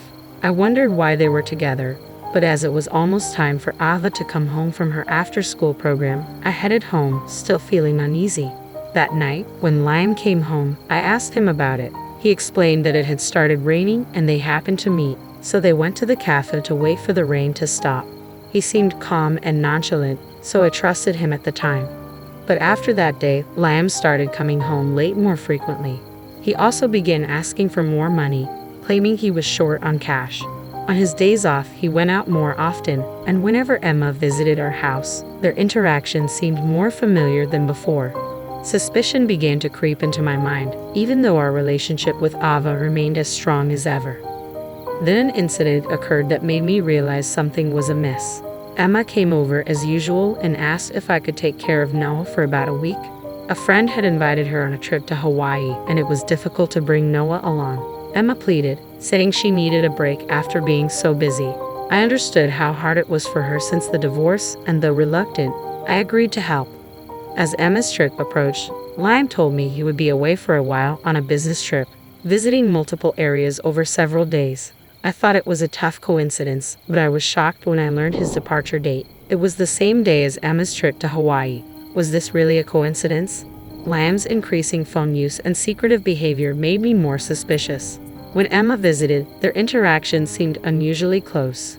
On the day of Emma's departure, she arrived early in the morning with Noah. The moment I held Noah's hand and immediately noticed something was off. His hand was unusually hot and his body felt feverish when I lifted him. I didn't need a thermometer to know he had a high fever. "Emma, doesn't Noah have a fever?" I asked. Yes, he's been running a fever since yesterday. It hasn't gone down yet," she admitted. "What? We have to take him to the hospital right away. Surely your son's health should be more important than a trip," I insisted. But then Emma said something outrageous. "So I'm counting on you." "What? You're leaving your child here while he has a fever?" I was incredulous. "I have no choice, do I? I made the promise a long time ago. It's ridiculous to pay a cancellation fee," she replied. "That's not the point, is it? Isn't Noah the most important here?" I argued. "Of course he's important, but I'm not worried because you're here, Olivia. Take good care of him for me," Emma said. "Wait, Emma." Despite my attempts to stop her, Emma left. I couldn't believe it. Noah was suffering from a high fever, and she left him in my care. Noah seemed to be really struggling, probably because of the strain of moving while having a high fever. I quickly laid him down on the bed and placed a cold, wet towel on his forehead. While I was preparing an ice pillow in the freezer, Liam woke up. "Liam, it seems Noah has a fever," I said. "Really? Is that so?" he replied sleepily. "Emma is terrible. She's going on a trip, leaving Noah in this state," I fumed. "Well, she had planned it long ago, right? She probably can't cancel at this point," he reasoned. "You too, Liam. Poor Noah. If you feel that way, you should take good care of him," I said. "Liam, can't you do something about your business trip? If Noah has some contagious disease, he might pass it to Ava. I'll take care of Noah, so I want you to take care of Ava," I pleaded. As a mother who loves her daughter dearly, I reluctantly agreed. Work is important, but surely our daughter is even more important. However, my expectations were betrayed. "What? That's impossible. You should know that," I exclaimed. "If you're worried, just leave her at your parents' house," Liam suggested. "Even if you say that, my parents are busy with work and your parents' house is too far away to go now," I countered. "Then there's no choice," Liam replied. "Well, all we need to do is let Noah sleep. It'll be fine," he said casually. "Say that so casually. What do you want me to do then?" I retorted. It's time. I have to go. I'll be going then." Liam hurried off, leaving me behind. I quickly called my parents. They couldn't take a day off work on such short notice, but my mother promised to leave early and come pick up Ava as soon as possible, which gave me some relief. While waiting for my mother to arrive, I kept Ava confined to her room, feeling sorry for her. Meanwhile, Noah's condition seemed to be worsening. In addition to this fever, he started to cough in the early afternoon. When my mother arrived early from work, I immediately took Noah to the pediatrician. On the way to the hospital, my heart ached seeing Noah suffer even from the car ride. The doctor diagnosed it as a common cold and prescribed an antipyretic, advising me to monitor his condition closely. However, I was warned to call an ambulance without hesitation if his fever rose further or if he became dangerously delirious. "I'm sorry, Mom," I whispered to myself, overwhelmed with concern for Noah's well-being. "I suddenly had to ask you to take care of Ava. Don't worry about it. More importantly, I'm worried about Noah," my mother assured me over the phone. Noah was as dear to my parents as Ava. After finishing the call with my mother, I felt an urge to call my husband's company. I needed to know the location of his supposed business trip in case of emergencies. The response confirmed my worst fears. He was on paid leave. Looking up at the sky, a bad premonition began to feel real. I opened my husband's laptop, which I had never seen before, and examined his search history. The destination was Hawaii, and all arrangements, plane tickets and hotel reservations, had been made by him. I recognized the name of the hotel. It was where my sister had mentioned staying. My sister and husband in Hawaii at the same hotel at the same time. Such a coincidence was implausible, not even 1 in 10,000. The fact that my husband, who claimed to be on a business trip, was on paid leave in Hawaii was abnormal. Out of curiosity, I checked my sister's social media. There were no new posts, but her recent ones showed her often with someone. The clothing visible in the photos looked all too familiar. What turned my suspicion into certainty was a picture where the person with her wore a watch that I had given my husband, not expensive, but distinct in design. This person, clearly not my husband, appeared in multiple photos with her, wearing the same clothes and watch. The possibility of coincidence was virtually zero. Then I found the conclusive photo in an album labeled Window Shopping. My sister was reflected in a shop window, and at the edge of the photo, unmistakably, was my husband. My sister, elated, had likely posted the photo without realizing he was in the reflection. With trembling hands, I saved all the photos. There was no doubt now. My sister and husband were having an affair. They were together right now, and it felt like everything fell into place. The foundation I had built with my husband was crumbling all at once. I called them repeatedly, but each time an automated voice message played, it seemed they had turned off their phones. Noah's fever still hadn't subsided, and seeing his pained expression, anger began to well up inside me. Despite a young child suffering so much, despite my own tough situation, at this very moment, my sister and husband were likely laughing and enjoying their trip to Hawaii. Could there be a more cruel story than this? Shaking with anger, I tried to think about what to do next, but that would have to wait. First and foremost, I needed to wait for Noah to recover. Yet there was no sign of his fever decreasing. If anything, it seemed to be getting worse. I was shocked when I took his temperature minus 107 degrees. Children are susceptible to high fevers. Ava had once had a fever of 104 degrees, but never this high. Why wasn't the fever reducer working? Noah was completely exhausted, and any movement seemed to cause him pain. Desperate to suppress the panic threatening to overwhelm me, I was just considering calling an ambulance when my smartphone buzzed. "Mommy," Noah murmured weakly, his face contorted in pain, calling out for his mother. "I can't forgive them. I'll never forgive them," I vowed silently, my vision clouding with rage. Just as it seemed my anger would consume me, Noah's condition suddenly took a turn for the worse.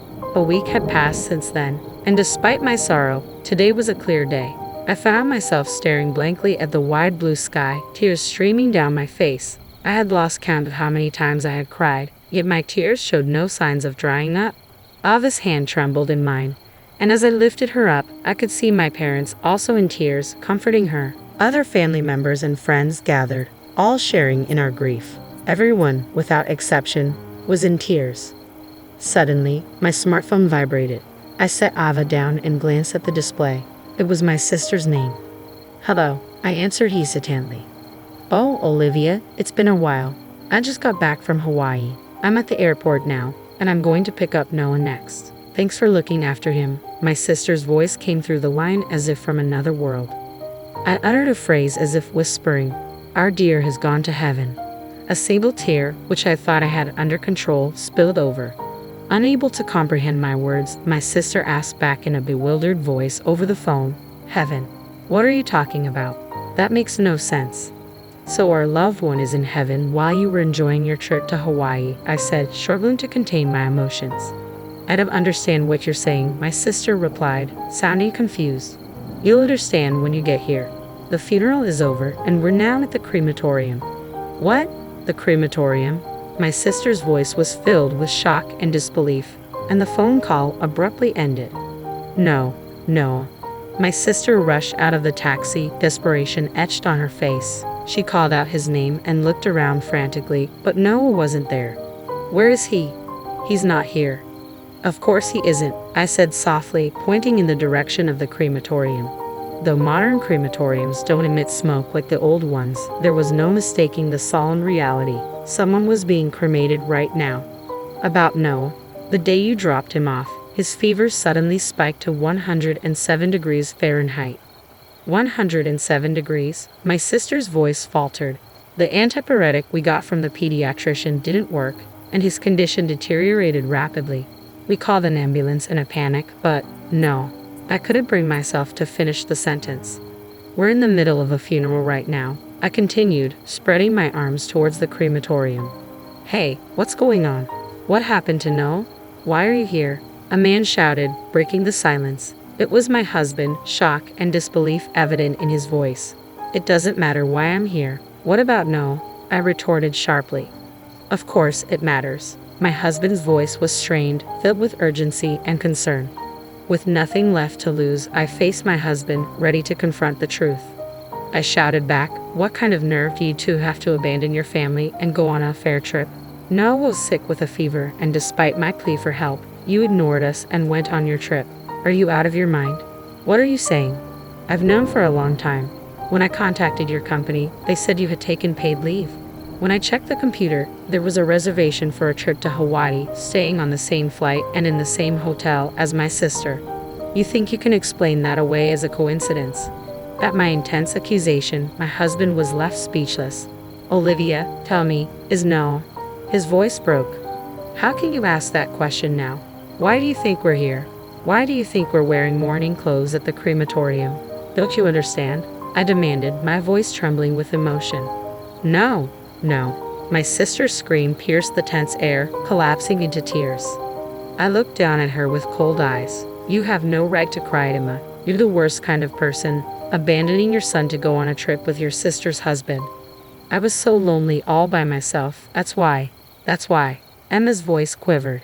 So you laid hands on my husband? I accused. What? I did nothing wrong. I'm not in the wrong, Emma insisted, unbelievably lashing out in anger. I didn't choose to have a child, nor did I choose to become a single mother. When my ex-husband and I divorced, I wanted him to take custody of Noah, but he refused. So I did my best to raise him on my own.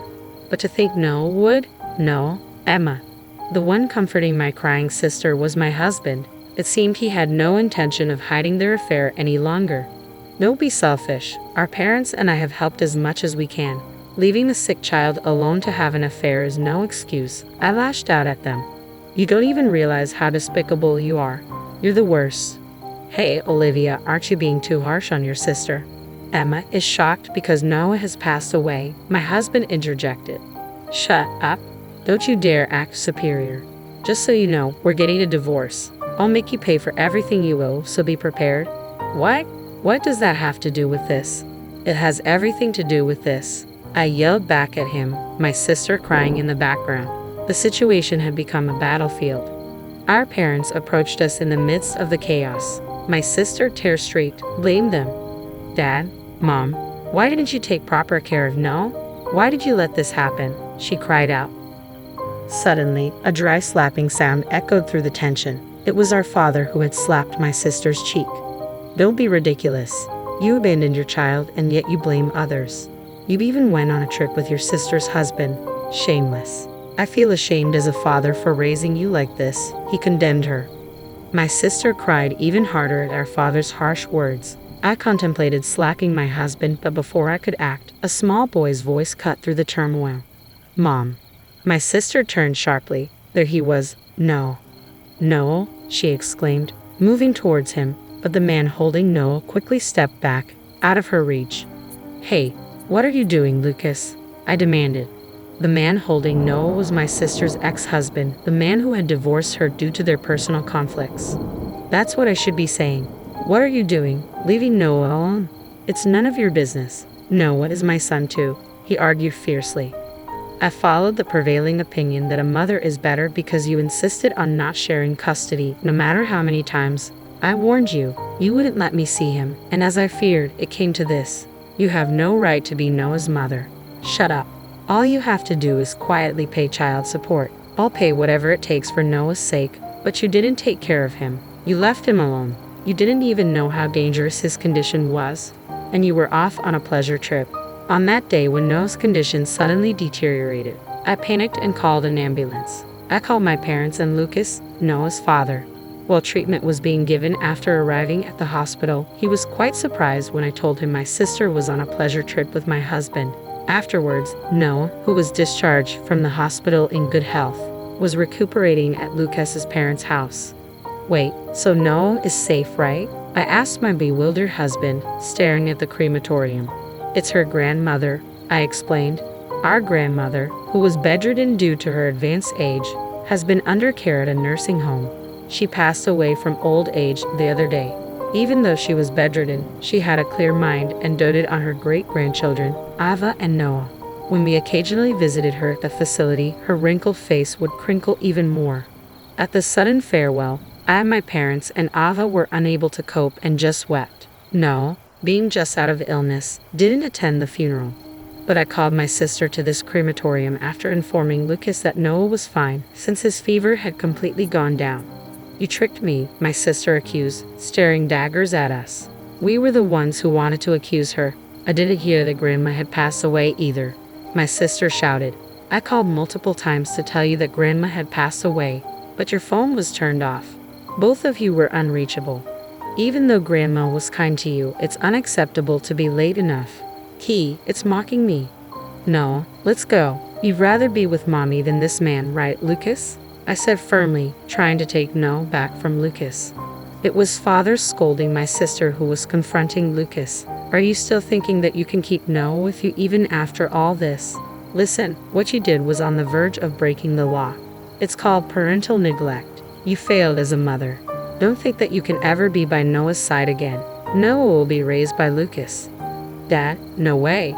We have even hired a lawyer and decided to fully cooperate with Lucas. You are no longer our daughter. Be prepared for us to cut ties, Mom. My sister's face turned pale at the disavowal from her parents.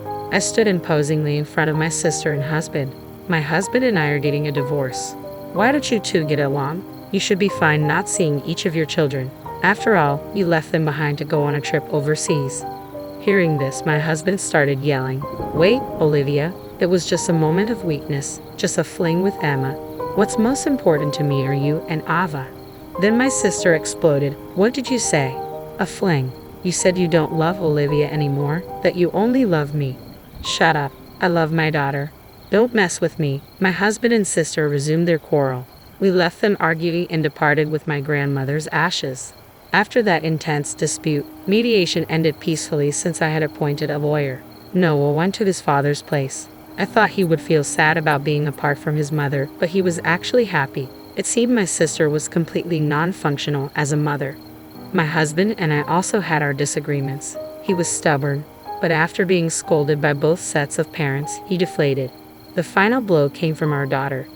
I don't need daddy, Ava declared. Though only 6, she seemed to mature early and understood her father's behavior in her own way.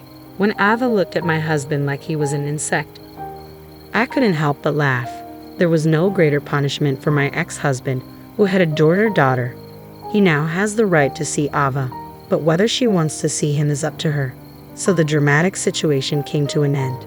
Ava and I moved back to our parents' home, living peacefully. Our parents were thrilled to have Ava around. Next year, she would start first grade, and we were excited about her school preparation. I also planned to get a job at the same time she started school. Noah visited every now and then with Lucas. His face was unrecognizably bright compared to before, filled with smiles.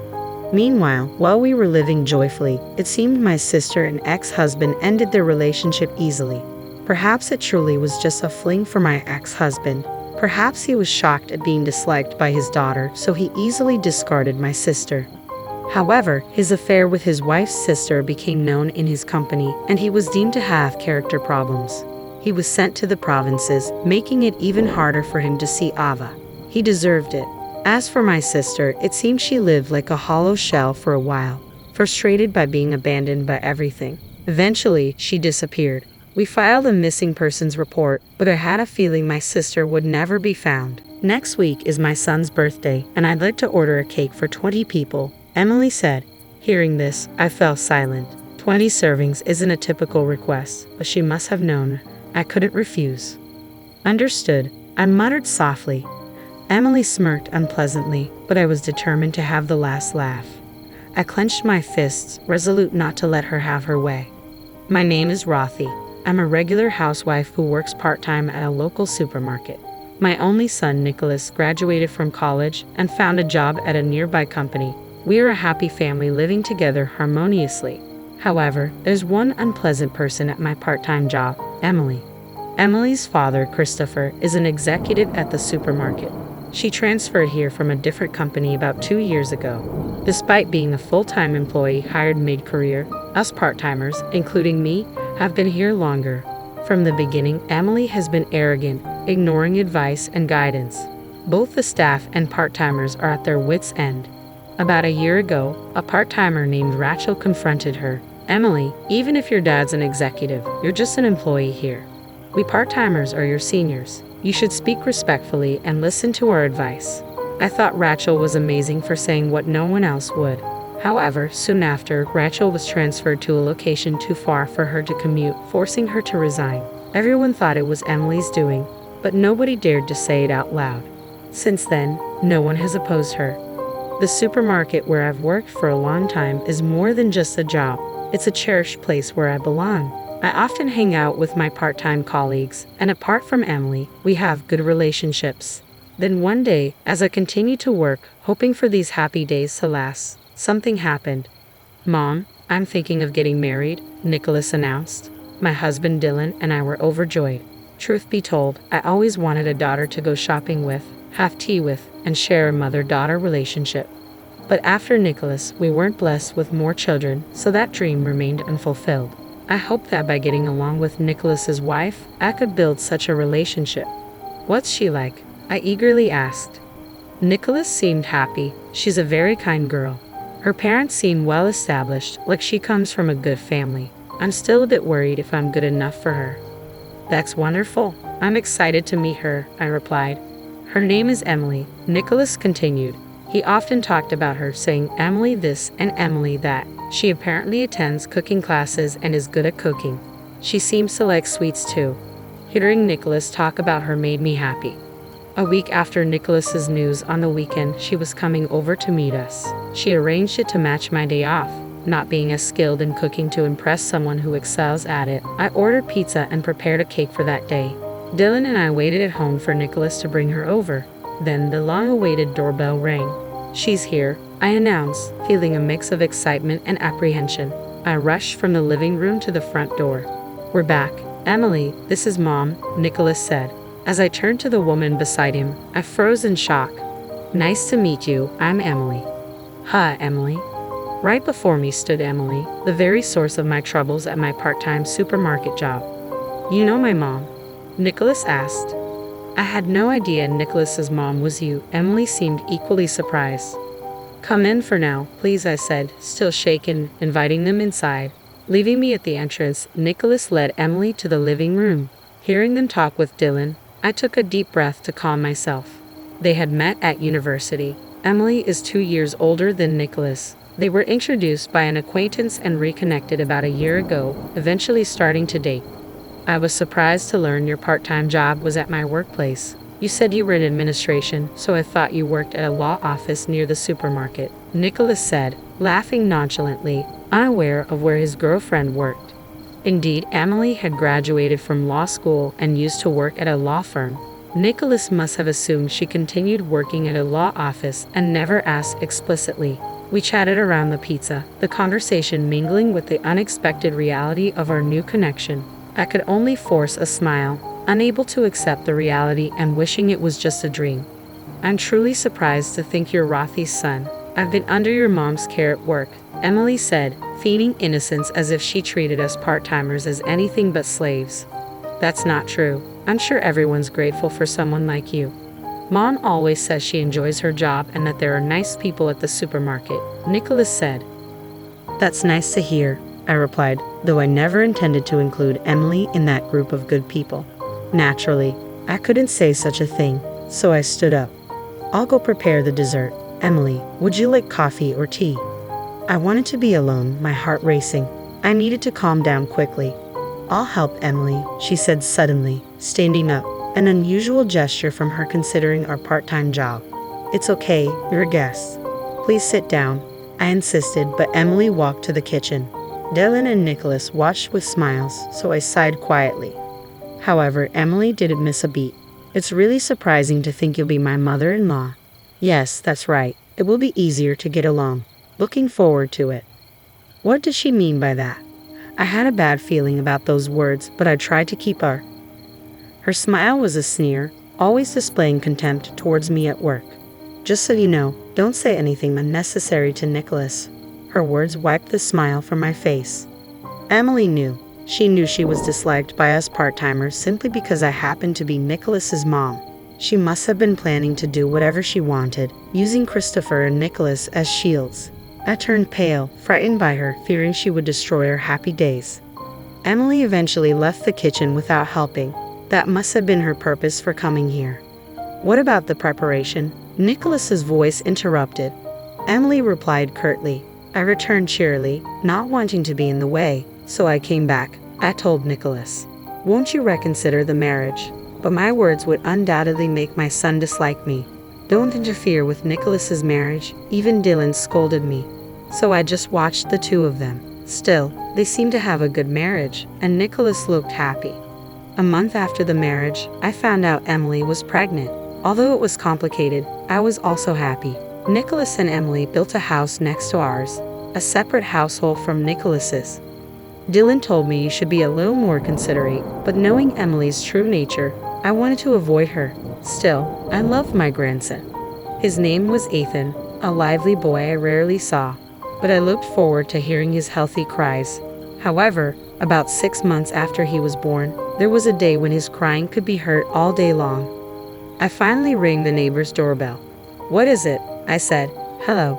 Probably because I was the one who called out, Emily, who seemed to have been asleep, came to the door. Knowing it was me, I was worried because Ethan had been crying non-stop. "Is everything okay?" I simply stated the reason, but Emily looked annoyed. "Are you saying I'm neglecting Ethan?" she retorted sharply. "No, that's not what I'm saying. I was just worried. If you're tired, I can wash him or help in any way," I hastily offered. But Emily didn't seem to hear. "Dealing with modern kids is difficult," she muttered dismissively. In the end, I was turned away, and Ethan kept crying. A few days later, Emily came to our house with Ethan in her arms. "Rothy, could you watch Ethan for a bit?" she asked unexpectedly. "Yes, of course," I replied, surprised by the sudden change in attitude. "What's this about?" I tried to understand the situation, but Emily left Ethan and his things at our house and departed. "Oh, Ethan's here," Dylan noticed from the entrance, happily taking Ethan from my hands and heading to the living room. I followed Dylan, carrying Ethan's belongings. Since then, Emily started leaving Ethan with us frequently from morning till night. It was like running a daycare alongside my part-time job. Emily was on parental. I did agree to watch him, but there's a limit. I talked to Dylan and Nicholas about it, but they don't seem to take it seriously. Eventually, I had to take time off work or ask Dylan to watch Ethan briefly so I could rush to and from work. However, interfering too much and upsetting Emily would be troublesome. Despite the difficulty, I enjoy and cherish my time with Ethan. Dylan also looks forward to Ethan's daily visits. Busy but happy, the three of us spent enjoyable times together. Half a year later, Ethan's first birthday was approaching, and I was pondering what to give him as his first present. In the past, birthdays meant inviting relatives for celebrations, but there was no invitation from Nicholas or Emily. They must be planning a modest family celebration. While looking at my phone and thinking this, I received a call. "It's Emily. What could it be?" I answered the phone suspiciously, as Emily usually didn't contact me.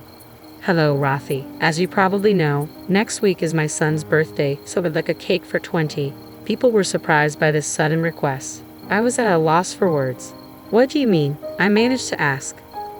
"Just what I said. We're inviting relatives for a celebration, so I'm asking for the cake. I plan to serve a meal, so I can't manage the cake too.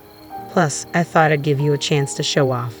"Aren't I kind?" Emily's words filled my mind with question marks. We weren't even invited to the celebration, and a cake for 20 people is not something a regular person would request. Emily's relatives, aunts and uncles will be among the about 20 guests. Surely my employer at the supermarket and Emily's father-in-law, Christopher, will be there too, I thought, trying to make sense of the situation. "I already told Dad that you will make the cake. It's a chance to show your good side. Who knows? You might get promoted to a full-time position," Emily said mockingly. I don't aspire to be a full-time employee, I replied quietly. As a part-timer, I shouldn't worry so much, but I couldn't forget Rachel, who was driven to resign. I told myself I must avoid being pushed into quitting. Emily's words are like knowing. I couldn't refuse, knowing she was exploiting my weakness. Cakes are easy. I'm more experienced in cooking, so I'll give advice, she said presumptuously, more than I had anticipated. Reluctantly, I agreed.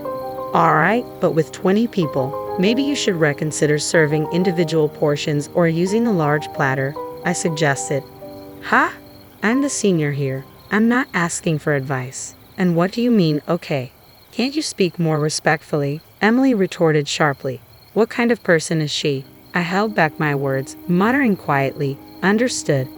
I could imagine Emily's smirking face on the other end of the phone, my frustration seeping through. She probably planned to ridicule me by presenting her perfect full course alongside my poor cake. But I wouldn't let that happen. I made a decision. Of course, Ethan was the star. I wanted to make his first birthday memorable, even though he wouldn't remember it. I started planning the cake design and went to a baking supply store for ingredients. Though I felt forced, I was also excited. Emily seemed annoyed by my amateur excitement. It won't amount to much. You should have asked me, the senior, for advice, she said when she came over to scoff. But I had no time for that. Later, Dylan and I were officially invited to the birthday. On the day, Dylan, with nothing else to do, left early for their house. It's too early, I said, but he was too excited. I sent him off with a smile and got up, ready to prepare. I muttered, checking the time, when the doorbell rang. Rothy, are you ready? Emily started entering without permission. She frowned upon seeing me relaxed. What, you were sitting? Where's the cake? I was about to start. Don't worry, I'll bring it on time, I assured her. It was only 8:00 a.m., 4 hours until everyone arrived, but Emily was shocked. An amateur can't make a cake for 20 people in 4 hours, she ranted. I've been preparing perfect dishes since 4:00 a.m. Don't ruin the event. Okay, I get it. It's Ethan's birthday. I wouldn't do that, I snapped back, making her frown even more. Just make sure to bring the cake by 12:00 p.m. She left, snorting. Was she bragging about finishing her part? I laughed at her frustration, doing nothing until the door closed. Then, I started. I brought the genoise from another room to the kitchen. A cake for 20 people can't be baked in a home oven, so I had borrowed a friend's oven to bake the large dough. I decorated it with prepared cream and fruits, made Ethan's favorite cars from cookie dough, and by 11:00 a.m., I was satisfied with the finished cake. I hurriedly finished and called Nicholas to safely transport the cake. I left it in a cool place and headed to the room where everyone was gathering, the largest room in Nicholas's house. They planned to eventually build a wall here to divide the room and turn it into a children's room.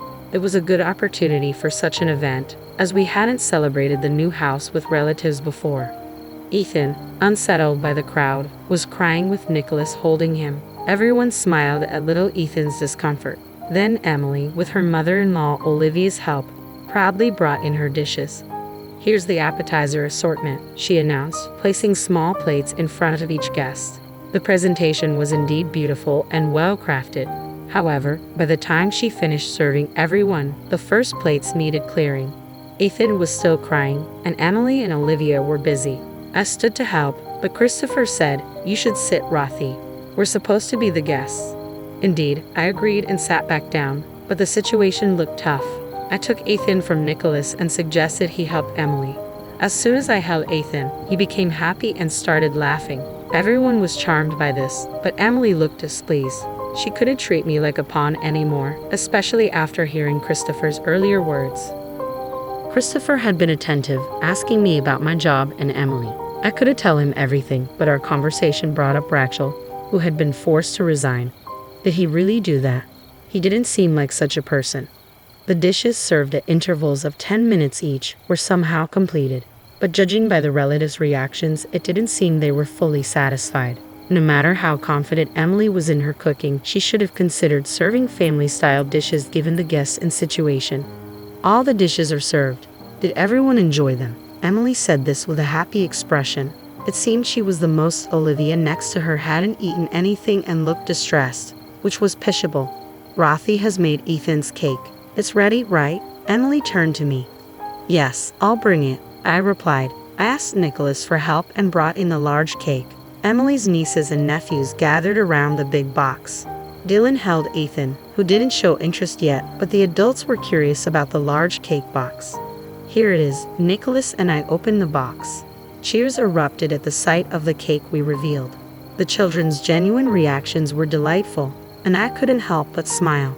The relatives were impressed, asking, "Did you really make this?" They took pictures. However, Emily, in a voice that cut through the calm atmosphere, exclaimed loudly, "What? You said you'd make it, not buy it. I want a unique cake for Ethan." She must have been tired and hungry. Her anger peaked with everyone's positive response to my cake. I did make it. Lies, you weren't doing anything this morning. The genoise was already baked, and the decoration was ready, Emily insisted, surprised. Genoise. It's a type of sponge cake. I've always called it that, I smiled at Emily. Ha, Christopher laughed. Then Dylan explained, actually, my wife used to be a pastry chef. I couldn't bake a cake for 20 people in our oven, so I asked a friend to borrow theirs and baked it yesterday. When I said that, Emily's face fell. She must have been upset, her plans having gone awry. It was fun to bake such a large cake after a long time. Thank you for the opportunity, Emily. Now, let's take pictures with Ethan and the cake, and then we can all enjoy it, I suggested. Seeing everyone's the most gratifying part was seeing everyone smile. Ethan, influenced by everyone's joy, smiled too. The group photo captured Emily's stained face amid everyone else beaming, a moment worth cherishing without any malice. While everyone enjoyed the cake, I held Ethan, who happily ate his own cake made of yogurt cream and banana pancakes. After seeing off the relatives and cleaning up with Olivia, I finally had a moment to relax. Ethan is really attached to you, Rothy, Olivia remarked, watching Ethan in my arms as we all took a coffee break.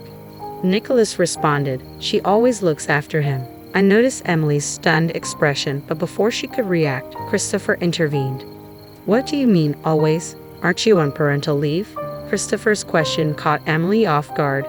Well, not always, just occasionally, like when I go to the hospital, Emily replied sheepishly. I gave a wry smile, unable to say anything. Nicholas realized his slip-up and looked uneasy. Christopher, noticing today's events and Emily's behavior, seemed contemplative.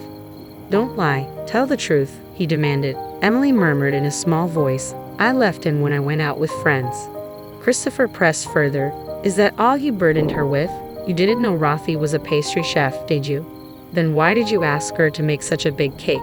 Surely you were trying to be mean to her. Emily turned red and fell silent at Christopher's words, caught off guard. Nicholas was flustered. Apologize to Rothy, he said firmly to Emily. Tears welled up in Emily's eyes as she looked at me and murmured softly, I'm sorry. Christopher then politely bid farewell to Dylan and me.